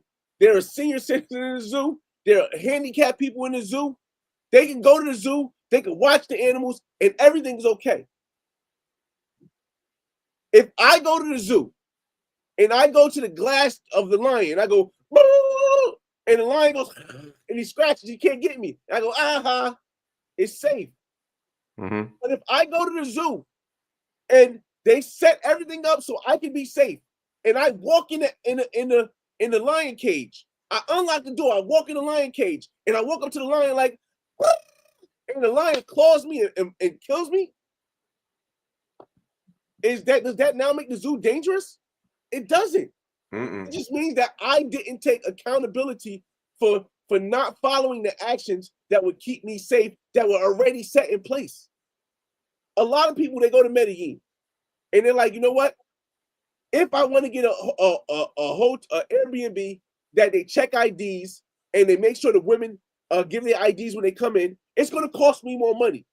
I want a hotel where I can bring as many women as I can and not get charged extra for it or not have to pay a high price for Airbnb. So I get an Airbnb that's no security guards. Then I go to a place, I get super drunk, I find a girl, I bring her back. Next day I wake up, everything's gone. But now I want to blame the zoo for me walking in the cage. That's what's happening all over YouTube with all these people talking about Medellin is dangerous. And I'm looking like, yo, we have and it's not just black people. It's not just United States citizens. Most people have an accountability problem. And they blame their issues on other people because Medellin makes sure everything is safe. If you go to parking areas, there's cops everywhere. There's cops everywhere. If you pay that extra money for the upper class Airbnb, they check the ID. The Airbnb I stay in Medellin in Santa Coloma, they scan the ID to make sure it's real. And then they write the girl's name down. They tell her look in the camera. They take a picture of her face. They take her fingerprint electronically, and then she goes upstairs. And I got a video of this too. When she comes back down, she can't come down by herself. I have to come down with her. The door locks, so the guard has to buzz her out. But that Airbnb costs more than that Airbnb where they can pay $50 and bring the girl in whoever they want 3-4 at a time. But you want to blame the zoo. Not saying that Medellin is Jew, just giving an analogy. You want to blame the zoo for your irresponsible and non-accountable actions. And that's why whenever I hear somebody with a scope story, I'm like, yo, bro. I say the same thing, man. That's why I broke down what I do when I talk to girls and all that stuff. And then you take those precautions too, what you said with the hotels. Like, sometimes you gotta spend a little extra money, you know what I'm saying, to get that security, you know what I'm saying? Cause shit, man, that shit better than your life getting took, man, on some dumb shit, you know what I'm saying? And for those who just heard that, I use Tinder all the time. I use Bumble all the time. I broke down what I do, bro. Like, the first thing I say, what's your Instagram, so I can see some shit. And if that shit look fake, I ain't fucking with her, bro. I need to see family. I need to see all kind of shit. You see what I'm saying? Before I do anything. Even before we even get to the Instagram, if you got a Tinder and you got 4 pictures and 3 of them got you blocking your face, no, that's a no. Yeah, you got sunglasses on, 1 picture. You got your phone blocking your face, the next picture, you gone. But again, a lot of people do the research to know how to, and then they call the place dangerous. Right. Some people just don't use their brain, man. Shout out to Misha. She said, you heard. We got another super chat. Shout out to Slave of Christ. Said, y'all young brothers aren't married. You not married, right? No. Okay. That boy said no. Out of all the countries you visited, which country would you find your wife, and what's the reason I don't hear a push of living in African countries? I not like Africa, man. We just ain't. The topic is really talking about Colombia because we both going to Colombia. That's what we're really touching on. But I'm going to Africa. I think Africa going to be my next country after Colombia. But to answer your question, see, find a wife, man. I don't know. I think you can find her anywhere, bro. It just all depends on that woman, bro. I don't think the country makes that woman. It's that woman makes that woman. So you got to just pick right. You know, that's all I got. Me personally, I'm never planning on getting married because I love my money too much. Mm-hmm. 1. 2, I understand that economics rules the world. You could be like, there are some countries where it would come off if you don't have enough money that your race is going to determine more. But the world, 95% of the world is prejudice based on your class, your monetary class. 5% of the world is prejudice based on your race. Argentina, United States, some parts of Europe, and maybe some parts of China. Based on your race, you won't be able to hit a certain thing. The other 95%, no matter what race you are, if you have enough money, you can move how you want to move. I'm not going to put myself with one woman for the rest of my life and risk losing any kind of income by getting married if I know I don't have to. And I think that the issue with that is that a lot of people in the United States, because that's how they train us to believe that we need to get married and have a white picket fence. It's not saying it's a good thing or a bad thing, but that's just how it's schooled or how we're trained throughout media, throughout your schooling in school, that you never take another chance to say, hey, what if I did this other life right here, this other way of life? Maybe this way of life doesn't work for me. And if it doesn't work for me, then when I'm 50 years old, maybe I'll get married. Or when I'm 60 years old, maybe I'll get married. But when people go and looking for a wife, you're looking to make something work that I feel as though is not needed for what you want to do. Now, the other part, as far as why I don't hear people pushing African countries, I just came back from Ghana. I was there for 2 weeks. Africa is far. Mm-hmm. It costs a lot more money to go to Africa than Colombia. A lot more money to go from Africa to way Brazil. more. Way more. It's not a well described place as all these other places that people can easily go to. Mm-hmm. I haven't seen anyone. I always, I haven't seen anyone, and again, this is just my opinion. It's not saying it's fact.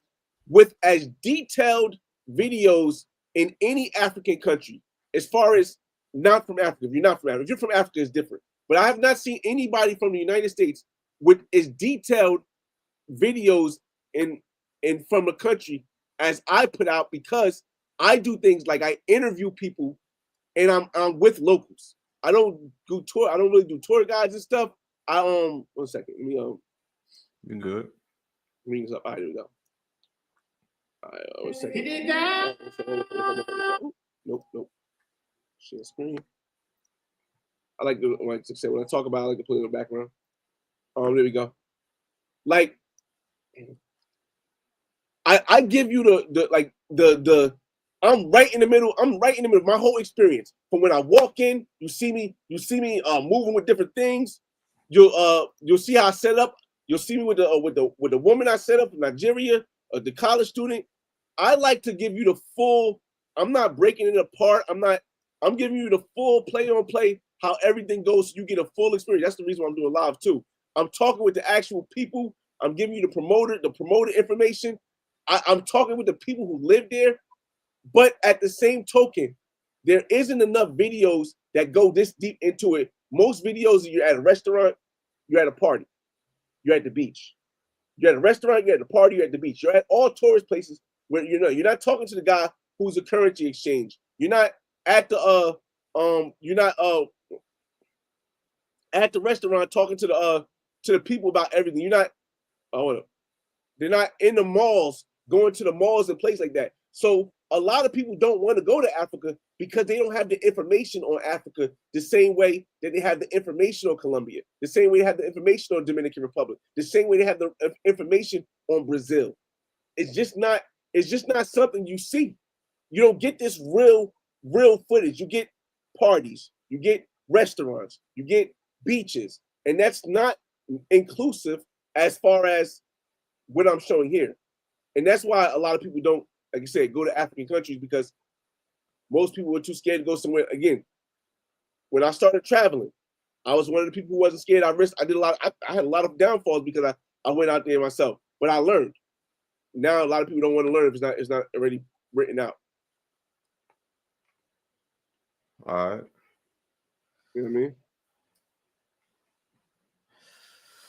So with Nigel, he said Bogota generally considered the wealthiest city in Colombia. It has the highest GDP per capita among the major Colombian cities, and is financially and commercial heart of the country. Okay, cool.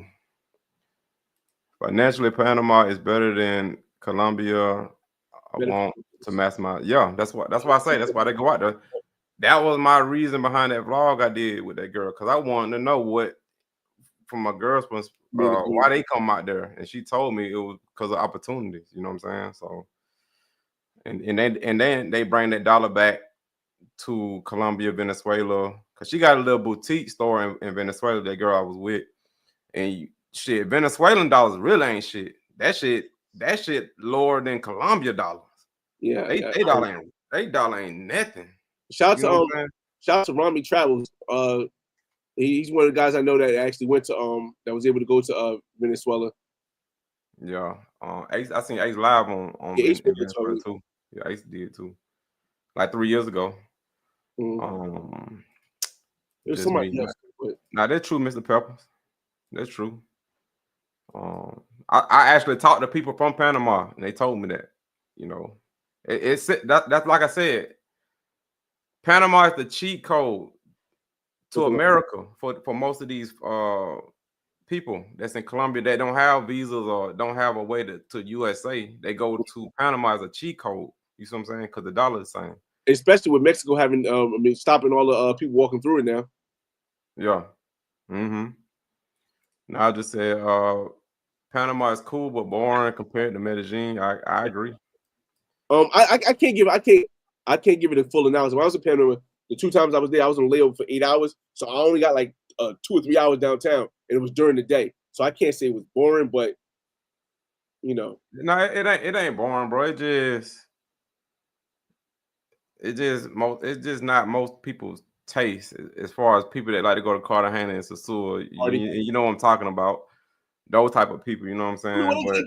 They got that there too, but it's more organized and it's cost. Yeah, it's organized, and they've been kicking out those type of girls. You know what I'm saying? They raided one restaurant girl that used to run an organization, you know, selling bots and all that. They closed that shit down like ASAP.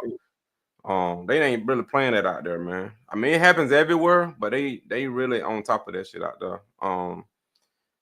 Y'all see my video what I did with the indigenous people? That was cool. It's something different. You know, I went and seen the indigenous people in Panama. You know, I was on the damn canal and shit. You know what I'm saying? People like what Flavo be saying, like I be doing different content, you know what I'm saying? I'm an adventurous type of dude too. I like to do different shit other than just clubs and the same old shit, you know what I'm saying? I like to adventure out and shit. I make sure I touch on everything, you know what I'm saying? Clubs, going to, you know, see the indigenous people, just cultures, all that type of shit. I make sure I cover everything. I just want people to make sure that they don't think that we don't go to clubs, and I still go to clubs. I still, you know what I mean? Pros and non-pros. So we still in it. We still in them streets. Yep. Akun, A.K. Sean, TV said, Colombia is dangerous, bro. I mean, we all know that. There are a lot of countries where you don't have to worry about getting scoped and robbed, my dude. Yo, I want to show you something. Go ahead. When we say this, man, this is like a fraction of people this happening.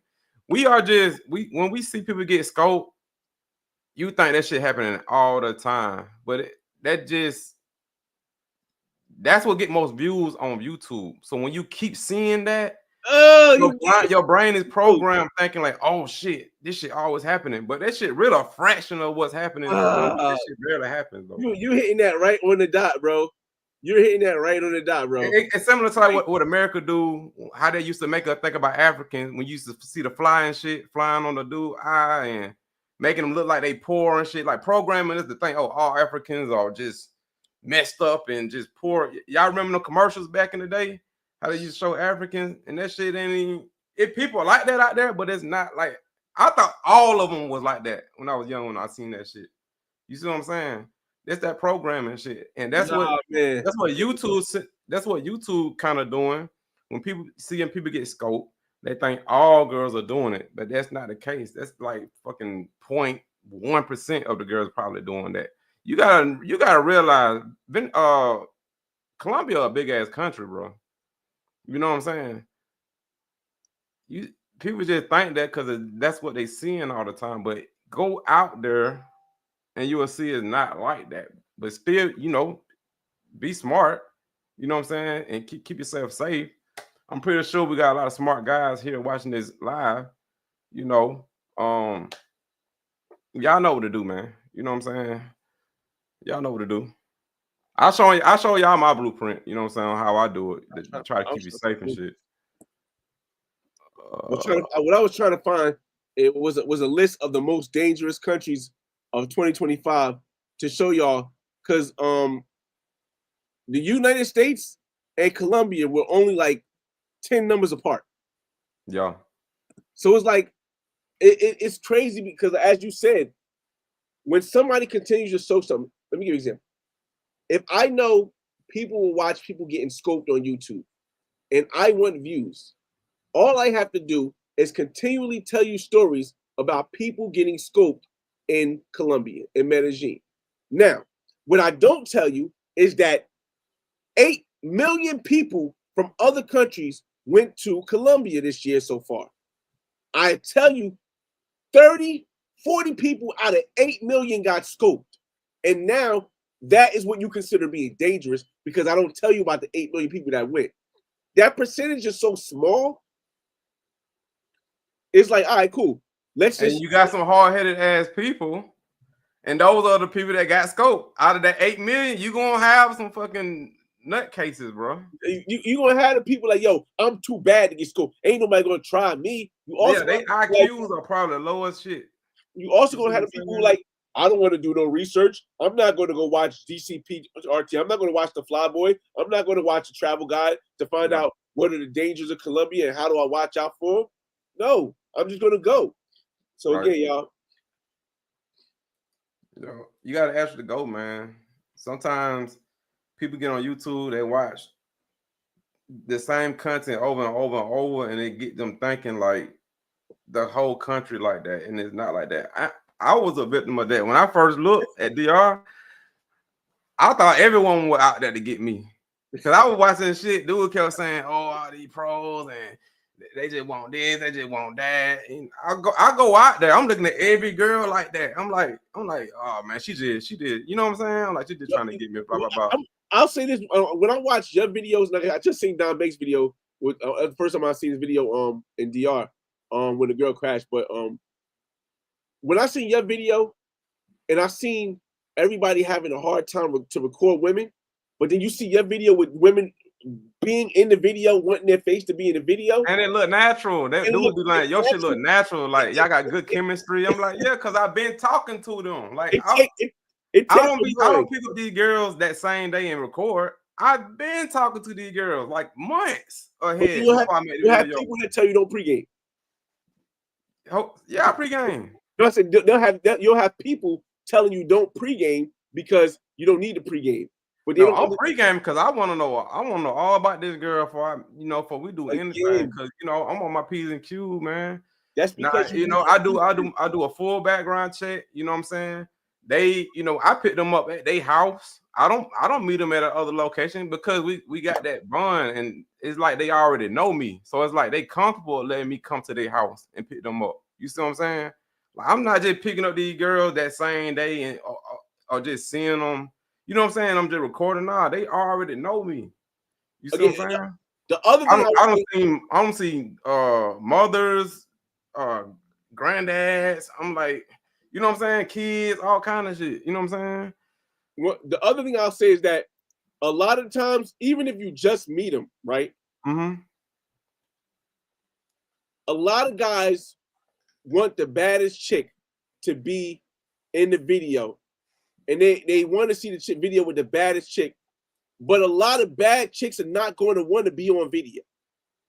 So then they end up they have to either sneak the video and then they got to take it down, like I said earlier, versus just going there and like and meeting a woman that can vibe out with you, who might be a 6. Because I'm a believer in all you need is a real good 6. Pause.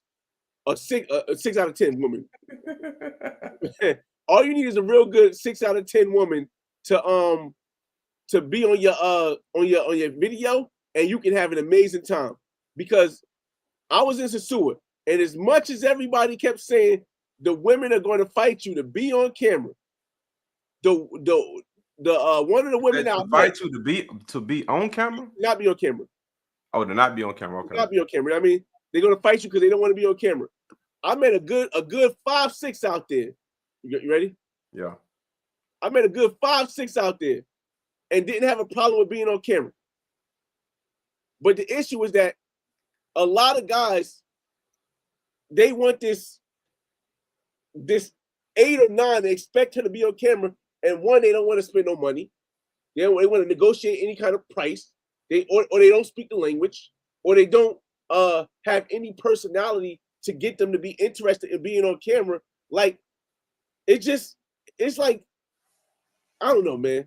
I don't let all my game out, man. You know what I'm saying? Cause I got a lot of 8, 9s, and 10s I'm gonna do videos with. But I don't want to let my game out. But I talk business with these girls, man. You know what I'm saying? Not far as the vlogs, but they already have stuff going on. But that's why it's good to have a following too, because when they see that, they take you more serious. You see what I'm saying?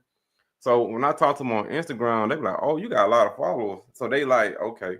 I'm like, yeah, you know what I'm saying?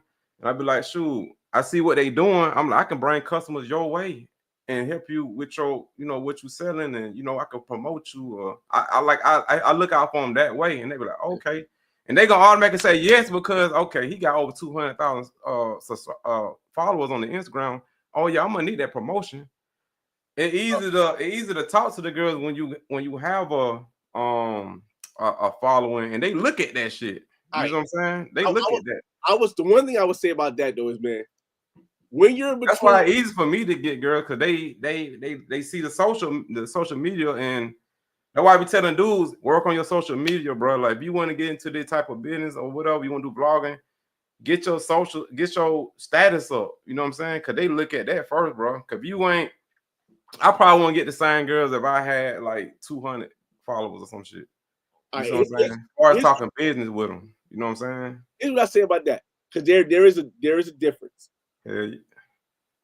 When you have about 10 to 20,000 subscribers on YouTube, and 10 to 20, maybe even 40,000 followers on YouTube or Instagram, it's okay. That works the best for you. But when you start getting 170, 100K, I think it works against you, because a lot of women don't want to. They know, it's like they know for a fact whoever they're dating, especially if they date, because every woman is dating somebody. Just assume that every woman is dating somebody. Yeah, I had some Colombian girl tell me, like, they're like, nah, I don't want to be on camera, but I can be your tour guide. I'm like, if you been my tour guide, if you show me around the country, I'm going to be recording my experience. What did you talking about? You share the screen. Again, while we talk, yeah. Again, it's going to be some women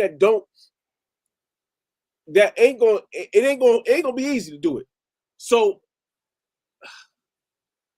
like the chef here, I actually I met her a long time ago, and I helped her get a lot of new clients because she really did a good job with cooking, and I was able to use her chef style, Chef Emily, to film a whole video in Spanish of her teaching a woman I met in Colombia how to cook. Mm-hmm. And there's a lot of times you're not going to be able to do this if you're not. I think one of the biggest things is a lot of people are not willing to spend money, and it's not like you're spending money to pay. I'm not talking about pro to set this up, to get a chef. Even though I'm getting a discount on the chef, I think I paid. I didn't have to pay her for this, but I think I gave her some money. I didn't have to pay her though. But it's going to cost money to set it up, to make a woman feel comfortable with doing that stuff. All this stuff is gonna run you money, but a lot of people, they think if you spend money, automatically is tricking, and they feel bad at doing it. No. So they're not going to be able to get these type of quality of experiences because either they don't know the language, they don't want to spend the brand, or it's just you know. Yeah, I got you, man.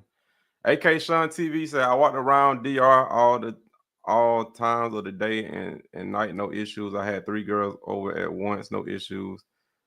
You can't eat. Man, I thought about that today. That's one thing I give Dominican girls.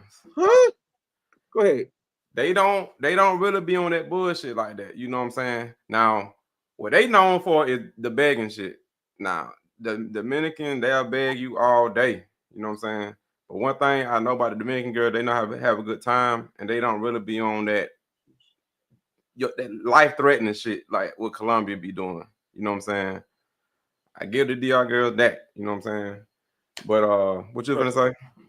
No, because it'd be crazy when people be saying, "Hold on, I'm just looking at which video I'm going to put with the girls with more than one girl in Colombia in my place by myself." I'm just trying to figure out which country, which part of Colombia I want to pick the women in, we can walk around all types of night with the women. I don't.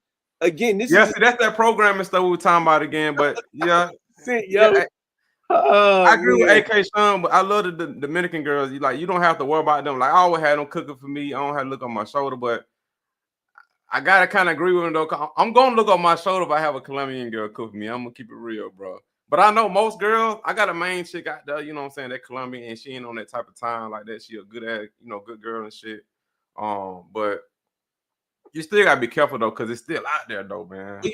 You should. But with DR, I have no worries though with DR though. But Colombia, I'm gonna be looking on my shoulder though. I ain't gonna count. Like you should want to be careful everywhere, right? Yeah, you're right. But it's just like it be so like they like you can't. But that's a small percentage, son. But I get what you're saying though, man. You know what I'm saying? It's a small percentage of girls that be on that BS, man. But 9 times out of 10, you ain't got nothing to worry about, man. But you still gotta be safe, man. That just common sense, though, man. I mean, I think we all know that. It's just common sense, man.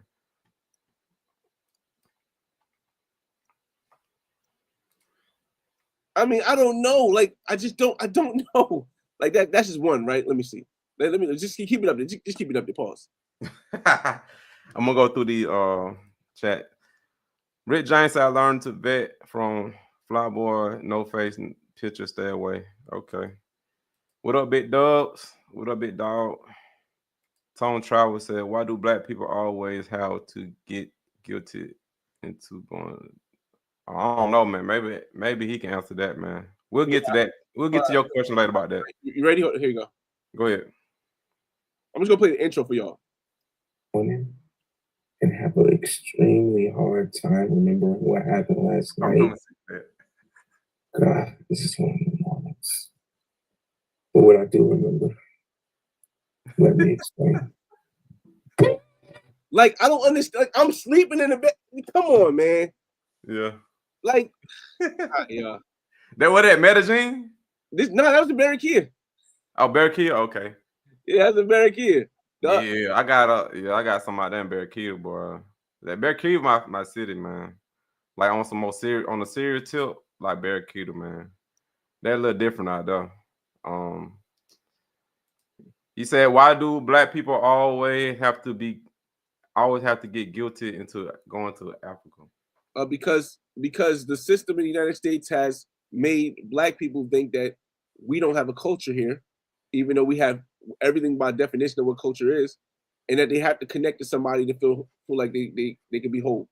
Like that's how they changed the whole system of like we created something in 1968 to say we ain't want to be called Negro anymore. We ain't want to be called colored anymore. We created us being black because we had our own food.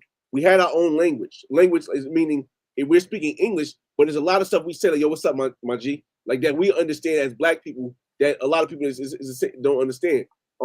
We had our own our own food, the type of foods we ate. We had our own style of clothes. We had our own dance. Everything that falls on the culture we had. But when they seen how powerful we were as a people coming together, creating something that we had all together, they said, hey, someone along the line said, hey, you need to connect with Africa. Not knowing that a lot of people don't understand that even if you don't want to admit that, even if you want to realize that there's a big chance that a lot of us black people were here before and they just turned us into slaves. Even if you want to believe that, then you got to believe what even they wrote in their books, where they said, yo, 90% of the slaves that came from Africa went to Colombia first. And then from Colombia, they went to Brazil and the United States. But then you go to Colombia and you find out from the Aboriginals, and I have the video, I'm not gonna play it now because we have to go through it. You find out from the Aboriginals that, yo, most of the people that were slaves were from Colombia. They just turned them into slaves when they got there because they had gold. Like, I have a whole video of the Aboriginal woman breaking down how, yo, the people who ran away, they got away clean. They moved to different parts of Colombia. The Colombians that were trapped in Cartagena and trapped in the slave areas that were more look like us, they were shipped to the United States. Their culture was white, and they were just something else. So you don't even know if you're from Colombia or from the ships off of Africa or even from the United States. So again, that's why a lot of people feel like they guilt tripped. They got to go to Africa. Mm-hmm. Hey, brother, there are many opportunities in other countries beyond. Yup, I agree. Most of my investments are out the country, man. I agree. Because we got the upper hand when we go to these countries. So why not take advantage of that? You know what I'm saying? Like, you really ain't competing when you out there. Your dollar already stronger. And people don't even know how long the dollar is going to be that strong. So you got to take the advantage while you can. Well, now let's say take advantage. Maximize your benefits while you can. Super chat from Rick James, $2 said, what are most needed features of drones? I think they're gonna be a long ass answer, bro. I would just say get the DJI Maverick 3 or better. I got let me get mine right quick. Because the DJI Maverick, they keep making new models. Those are the best ones that I've seen. Because you could get the lightweight one, but if you plan on doing like a lot of flying, you want to get at least one that can fly a little further without the wind picking it up. Yeah, I got the Mini 3. Hell, that's all you need, because you can. It's real small. Like, you can put this bitch in your you can put it in your pocket. Really, you can put it in your pocket, man. I like the Mini for like certain smaller areas, but I really think you got to get the Air because. And get this, the big screen the best, man. You know what I'm saying? You want to be able to fly far without the wind taking it.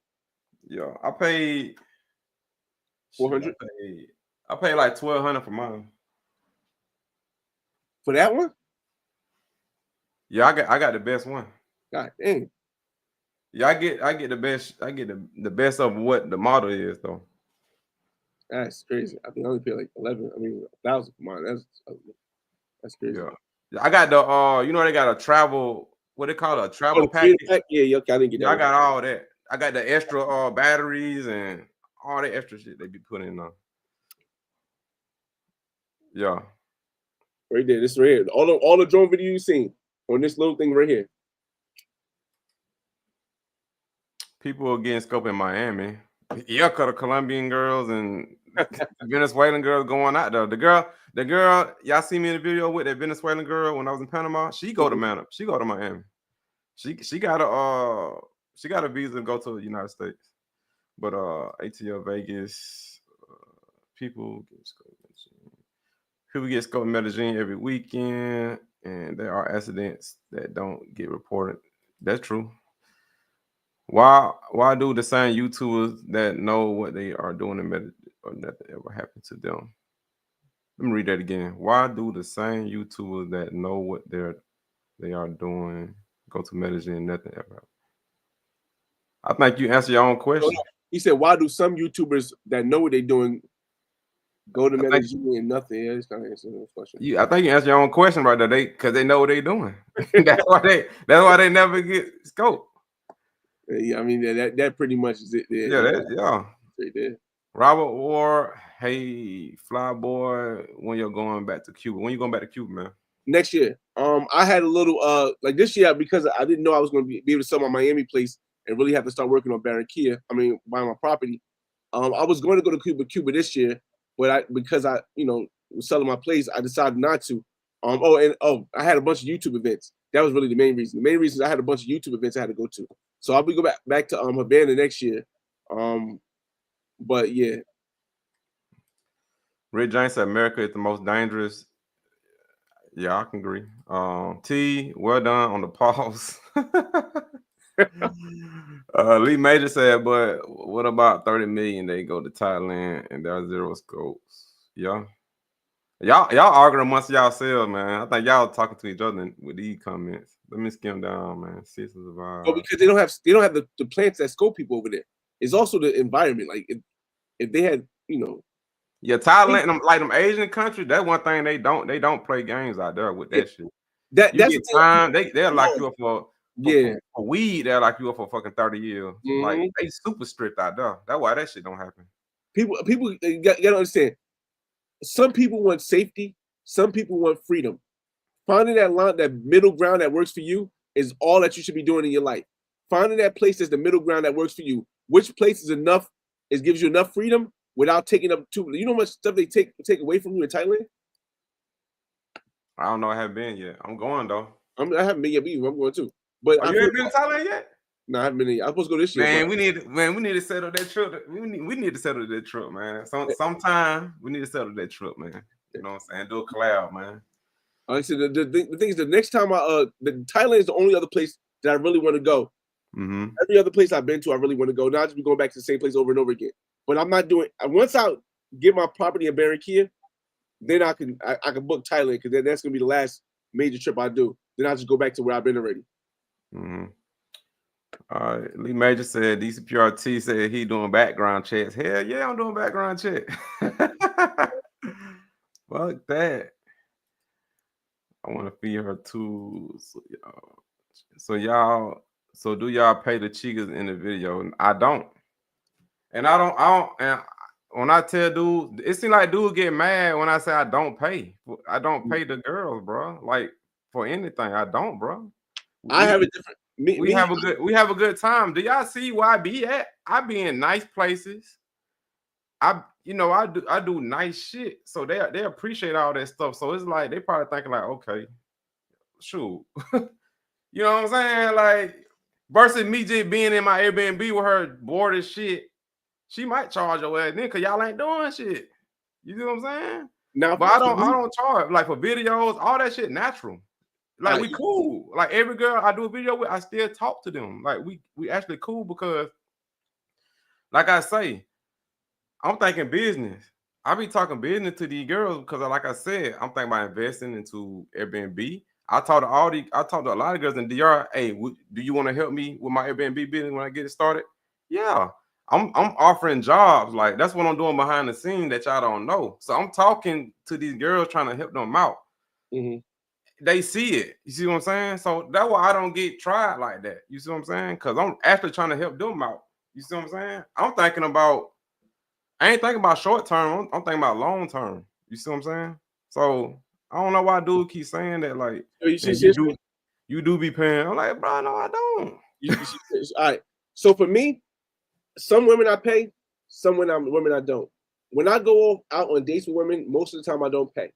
But whenever I do a snacks, I pay every single one of these women because as DCPTR says, I'm thinking of it as a business. If I pay you and I have content on you, you can't tell me to take down the video because I paid you. We're in contract. So when you see me on a date or something like that, 9 out of 10 odds I didn't pay him. If I did pay him, I definitely smashed. It was probably just a pro that I just put into the date. But I don't know any women I've been on a date with that like going out to read or showing a video that I didn't pay. I didn't pay. Now all the women on snacks I pay because I wanted to create a playlist of stuff that I can show you that I've normally done. Like a lot of people will see the snacks. Like this one has 247,000, and I can't really show you all of them. I can't show you any of them. You got to see it yourself. Because I seen that she was like dancing on you like. Yep. Here's the thing: a lot of people don't understand. Time is more important. Well, at least for me, time is more important than money. I said it earlier. You can always get more money. You'll never get back time. So if I can get a woman who's comfortable with dancing on camera, sometimes they wear masks, sometimes they don't. It will show people a more deeper connection of what I do when I'm not on camera. Because I've been doing this, like if you look at all these are all relatively new. 1 year, 1 year, 2 years, 1 year, 1 year. But yeah, that shit. But yeah, that video do look like it like you don't even know the camera turned on. Right, because it looked real, like it looked super real, like you don't even know the camera on and it's recording you. But like, this really one right doing here, that. This one right here is from 2000 and this one is from my phone. Let me find out. 1 second. This snacks is from. I'm about to tell you when it was from.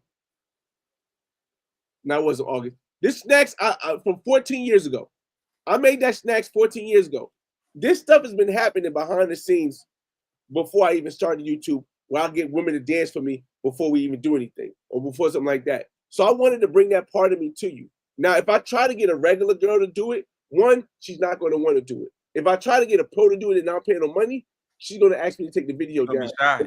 If I try to sneak the camera in and try to record her while she's dancing, I'm going to either get in trouble by the law or I'm going to get in trouble by the thing. So again, the same way like movie directors put stuff together is the same way I do. So when that's her profession. So you will probably pay a girl to do that video because that's what she do.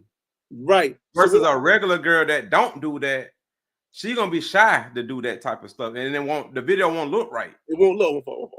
It won't. It won't look right. But again, this is why it's not really bad. There you go. Like I had an idea. I made something called Snackmas, and on Snackmas, what I did was I showcased all of the women that I had dancing throughout the course of the year, and I had a great. Now I'm still cool with her. I wanted to fly her out, but she got kids, so she can't fly out to Cali. I had a whole role playing thing. It's music in the background playing and stuff, but this is stuff you can't do without paying. Because if you do it without paying, there's a future time that can come where maybe you and her are not cool anymore, and you know what she's going to tell you? Delete the video. And if you don't delete the video, you know what's going to happen? That's a strike on your channel because you're inside the house. She's not paid for the service, so you signed nothing. You had nothing with her saying it in the voice. So again, a lot of the times people don't understand that. Yes, there's sometimes I do pay, and then sometimes I just don't. What determines whether I pay or not is ultimately what vibe I want and what imagery I want to show. And in this one, again, y'all. So that's why a lot of people be like, "Yo, oh no, I'm okay." A lot of people are like, "No, I'm not going to pay. I'm not going to pay. I'm not going to do it." But I'm never one of the people who's going to ever choose money over my time. Yeah, see, I'm writing up contracts now because I'm starting to meet a lot of girls that got like OnlyFans and shit. So I don't make me a Patreon. Oh man. I made me an OnlyFans too, oh, man. I knew it was coming. I got me an OnlyFans. OnlyFans keep denying me because they saying I'm using somebody's logo, but I'm like, this is my logo. It's called Paradise Club Girls, right? Because I'm getting girls that got OnlyFans, so they already doing it, right? So they not shy to do that type of content. So I like, I know I got some dudes that want to watch that content. So I be talking business to them. I'm like, hey, I can drive people to your OnlyFans and get them to sign up, but I need you to do this for me. You know what I'm saying? But they down with it. They down with it because they see I got a large following and all that, so they cool with it. And I'm gonna have them sign contracts and all that shit for that because I already know. The only thing I would say about that, brother, is it depends where you want to take your channel if you should do this. Nah, it ain't gonna. No, I ain't gonna compromise my channel. It ain't gonna go that way. I got a way how I'm gonna do it. No, because if you're on OnlyFans and you're on YouTube, I don't know how. YouTube knows, and they will limit if you have like if you're like, now I'm gonna do Patreon because I'm having a hard time with OnlyFans, but I'm gonna do it like how Don Banks do it. Like he promote his Patreon in the beginning of the video, and that's it. You know what I'm saying? So your Patreon, they don't really. I don't think they care about. I'm gonna do Patreon instead of OnlyFans because I ain't trying to get. I understand what you're saying. YouTube is sensitive as hell, man. Like even Instagram sensitive with. Instagram's super sensitive. That's why girls be having backlinks to they OnlyFans. They don't. You can't go straight to it because they'll delete their channel or delete their profile. Yep. Again, like me personally, like I have so many videos of women that I've been crazy with over the seas, but I can't put it up on anything because of the level of where I got in YouTube. It's too risky. You know what I mean? Hold on, man. Hold on. Let me talk to you dude right quick. It's too risky. Like it's hold on. You said no, it's my logo, bro. They saying it's somebody else's logo. It's my logo. That's my first skill, bro. I make logos. This Paradise Club's logo you see, I did that. I made my own logo, so I don't know what you're talking about, man. Oh, it's something that OnlyFans they make a mistake. They making a mistake. I made my own logos. I made this. All this shit. I made this shit. Is it trademark though? I ain't trademark. Sometimes that could be an issue. Like if it's trademarked and they don't recognize it's your trademark, they might be like, "Yo." Not what I think it is. What I think it is. I don't know. I forgot, man. It's something they. I don't know why they saying that, man. Cause I just made that logo. You know what I'm saying? It's a red logo. It's called Paradise Club Girl.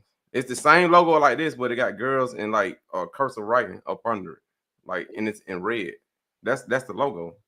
And they telling me I got somebody else's logo. I'm like, that's my logo. What you talking about? But I'm probably not gonna do OnlyFans anyway because it is a lot of red flags with it. Because I know YouTube. I'm not gonna put the link in there. I'm gonna put it in a video like how Banks do it. Like you see it and you go to it yourself. You see what I'm saying? But I'm gonna just stay on Patreon though. That's what I'm gonna do though.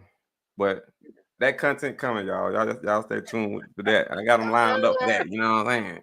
But I would love to have been able to put all of my life, like those parts of my life that I know people will be like, "Oh my God, I can't believe that." But again, that also comes with risk also. And that's another good way to make money. And managing these girls shit, because a lot of these girls don't even know how to manage their shit. It's a lot of laws. It's a lot of laws though, man.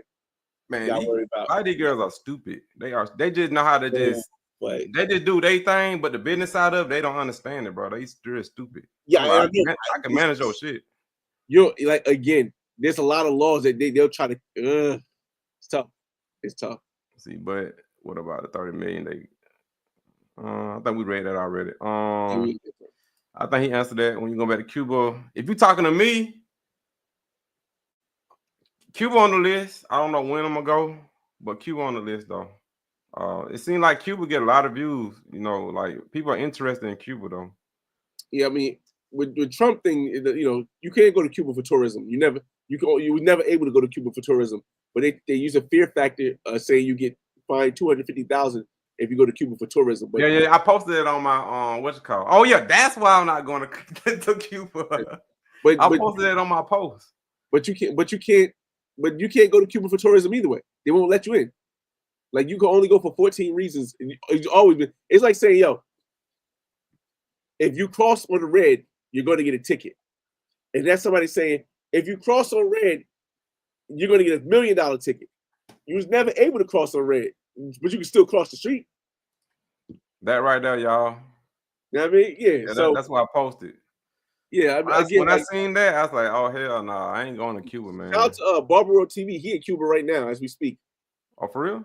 Yeah, he in Cuba right now as we speak. Again, like I was planning to have a kid over there, but that fell short. 29 said, "What up, DCPRT and Fresh? Salute to you in the chat. DCPRT definitely been watching the content. Keep doing your thing, fam. Appreciate the love, it dog. Appreciate it, man. You know what I'm saying? I got a lot of stuff in the works, man. Tyler T said, "Would y'all ever go to Ecuador or Venezuela?" I'm scared of Venezuela right now. Yeah, I can't go to Venezuela right now. It's a little too hot right now. Ecuador might be another story. Have you been to Ecuador yet? No, I wouldn't go. Not necessarily wouldn't go. Like my tenant downstairs is Ecuadorian. Him and his mother and his father are from Ecuador. They And say Ecuador kind of hot too, man. Yeah. They say Ecuador dangerous too, man. Yeah, they said right now it's kind of tough. Yeah, I don't know about that, bro. I wait till everything die down before I go to those countries, man. Thailand is litty, yo. That our culture is really rubbing off on Thailand, bro. I said a lot of them Thai girls, it look like they want to be black. They be having the braids and they be looking like black girls. I'm like, damn. Again, people don't understand. Like that's why so many people try to attach to African. There's nothing wrong with that. I think if that's what you want to do, you want to do it. But black culture, and you'll hear like a lot of people to say that they'll say something like, "Oh, black people don't have culture," because they don't see it as the same culture as like an African culture where you have tribal stuff. But we have food, we have language, we have dance, we have clothing, we have lifestyles, we have culture. So it's permeating the world. Mm-hmm. G Jill said, "You better than me. I took one to the mall, sent a nigga, and boy, I tell you, she got yeah. That's why I say one thing about them girls in the DR, they going to bed, bro. Going to bed, but at least they don't put your life in danger. I'd rather take the begging than than setting you up and shit. But visual hype said that's you never fact. been robbed? Huh? You never like she never stole, the woman never stole you nothing while you sleep in DR? Cause I be having, like I say, I don't be mean to these girls just that same day. Like we been talking, like I've been peeked them out, like what type of time they on. Like I've been talking to these girls, like you know what I'm saying. Like these girls, like I don't make the video and don't talk to them no more. Like most of these guys do. Like most of these guys, it's just content, and you don't see these girls no more. Yeah. Every girl I got on my shit, you can see again because I talk to them. Yeah. You send money? Do I send money? Yeah. I got one. I do. I do. Because I'm thinking about kids and shit. You know what I'm saying? I got one girl I'm thinking about having kids with and shit. You know how old are you? On the serious tip. Huh? 36. You got kids already? I ain't got no kid. That's what I'm saying. It's time. I'm just gonna let you know this much. I want kids. You know what I'm saying? Dominican laws are similar to American laws. I know that. Okay. Just making sure you know. Because there's a lot of people like, you don't have a kid in the Dominican Republic. I ain't gonna have to worry about child support. I ain't gonna worry about having none of this stuff. No, they No, I was really talking about Dominican Republic. I was really talking about Colombia though. Oh, Colombia. That was talking about Barracuda. I got some in Barracuda. Yeah, you know what I'm saying? Barracuda is low key, bro. That's it right there. You know that's why you want to move out though. Yeah, Barracuda. I don't send money, or I don't have like a set schedule to send money. But again, with the girls I meet, like when I go to the girls I met in Africa, and normally the girls I meet throughout the whole year, the ones that I'm still cool with, they ain't ask me for nothing. We still cook. When Christmas time come up, I send them all like 100. I just send them all 100. Sometimes if I'm really cool with them, they did something big for me, I'll send them 200. But that's only Christmas time. I don't really like send it on often during the week. Like the girl I took on to the Punta Cana with me, for the people that watched it, we drove. We went from Santo Domingo to Punta Cana. But I said I met her somewhere else, huh? That's the one you playing with the water with the skinny slim one. No. That's La Romana. Okay. Punta Cana is the other one. Let me show y'all, man. Well, she do hair, but I get it a lot. A lot of girls be telling me that. I'm like, your ass don't do no damn hair. But like with her, every day she booked up. A lot of times she ain't even got time for me. And then when we went to Punta Cana, she was like, "Are you sure we're going to Punta Cana?" She's like, "Cause if we are, I'm gonna go to the mall and get my things and go buy some stuff, right?" So she like buying her own shit. She already told me. This very rare for a Dominican girl to say this. She was like, I love to make my own money and shop for myself. I don't want to depend on Amanda to give me things and stuff like that. No kids? Nah, she ain't got no kids. So when she told me that, I'm like, you do hair? I'm like, she like, yeah. On Instagram, stable stuff doing her, and she fired too. I'm like, man, you gotta do my shit. You know what I'm saying? If I grow my shit out, you gotta do my shit. She fired too. So I'm seeing what she doing every single day. I'm like, okay, yeah, she got a legit job. She makes some bread, you know what I'm saying? And she told me that, you know what I'm saying? She was like, are we going? I'm like, yeah, we going. She was like, okay, I'm gonna go to the mall, go buy my stuff. You don't hear that from no Dominican like that. You know what I'm saying? Like I said, a lot of dudes on, they don't hear that. I don't know. I don't have enough experience with different Dominican women to judge. I had good experience with Dominican women, so I don't know. But that's why I be telling people like they not all the same, bro. Because I met all different types. I met some that beg the shit out of you. You know what I'm saying? Some would try you. You know, the first day. You know what I'm saying? I'm like, damn, I ain't even seen you yet. You talking about sending you money? I'm like, nah, I can't do that, bro. I cut off. You know what I'm saying? They get to doing that. I'm like, nah, I'm good. I see what type of time you on. So a lot of the ones I talk to, they legit, man. You know what I'm saying? Like they don't be asking me for no money. The only time I've ever had a woman take money from me, it was my fault because I left the money on the dresser, was in Cuba. I've never had a woman in all these years, except for in Cuba. Oh yeah, Cuba real poor. So I can understand that. It was because she was a streetwalker, and I left the money right on the dresser and left her in the room and told her to go in the room while I checked something, and she just seen the money. But other than that, I've never been robbed. I've never had anybody try to stick me up. Knock on wood. I've never had any woman try to scam me out of some money. I don't, again, I'm not saying it can't happen, but I think, like you said, when you talk to him for a long time before and you continue to talk to him after, I like the fact I could go back and now I could connect with that woman again. Like most of the women I see, I know. Like I said, I know where they stay. I know where they lay their head at. I know where their mom lay their head at. Like the tall, thick girl, y'all seen? She stayed on top of her mother. Like she got her house, and because a lot of Dominicans got houses like that too, where it's a house on top of a house. Her mother stayed downstairs. She stayed upstairs. Like I seen her mother. Like I know where she stayed. So why you ain't gonna do no dumb shit? Cause I know where you lay your head at. I can come find you. You see what I'm saying? Yeah. If a girl was on that type of time, they ain't finna show you their house. They ain't finna show you no shit like that. You see what I'm saying? Like girls that do scoping, they ain't finna leave no trace nowhere. They not finna tell you to come to their house. They not finna show you shit. Definitely sounds that. Like they don't want to show no ID. They don't want to. Yeah, they ain't showing nothing because they ain't trying to leave you no evidence nowhere to where you can find them. They're not gonna do that, bro. So if you getting them vibe from a girl, do not fuck with her, bro. Do not fuck with her. If she's not comfortable, letting you come to her house, meet the family, do all this shit, I won't deal with her, bro. You know what I'm saying? Cause I don't think they gonna put their family in jeopardy, bro, if they on some bullshit. Knowing I can come over there and pull up on you, you see what I'm saying, and be on some, you know what I'm saying? For me, I think my standard now is if they don't want to be on camera, I don't want to mess with them, and that would be my standard. Yeah. Like if they don't want to be on camera, if you don't want to be on camera, I find another one. It's just so many of them. It's so many. That too. Visual Hype said that's facts when you actually do activities and be outside, girl. Yeah, I actually do shit, and I personally like it too, and I do it for content too. So it works for everybody. You know what I'm saying? She having a good time. I'm giving y'all the content, so when y'all go out to the country, y'all know what restaurants to go to, Airbnbs. You know, I'll be showing y'all fire Airbnbs I be at, places to go, all that shit. So she having a good time. I'm having a good time, good experience, and y'all seeing the content. So when y'all go out there, y'all can go too. So everybody happy, man. You know what I'm saying? Justin Richards said Cuba worth it. I heard it's dumb poor. Yeah, Cuba always been like that, man.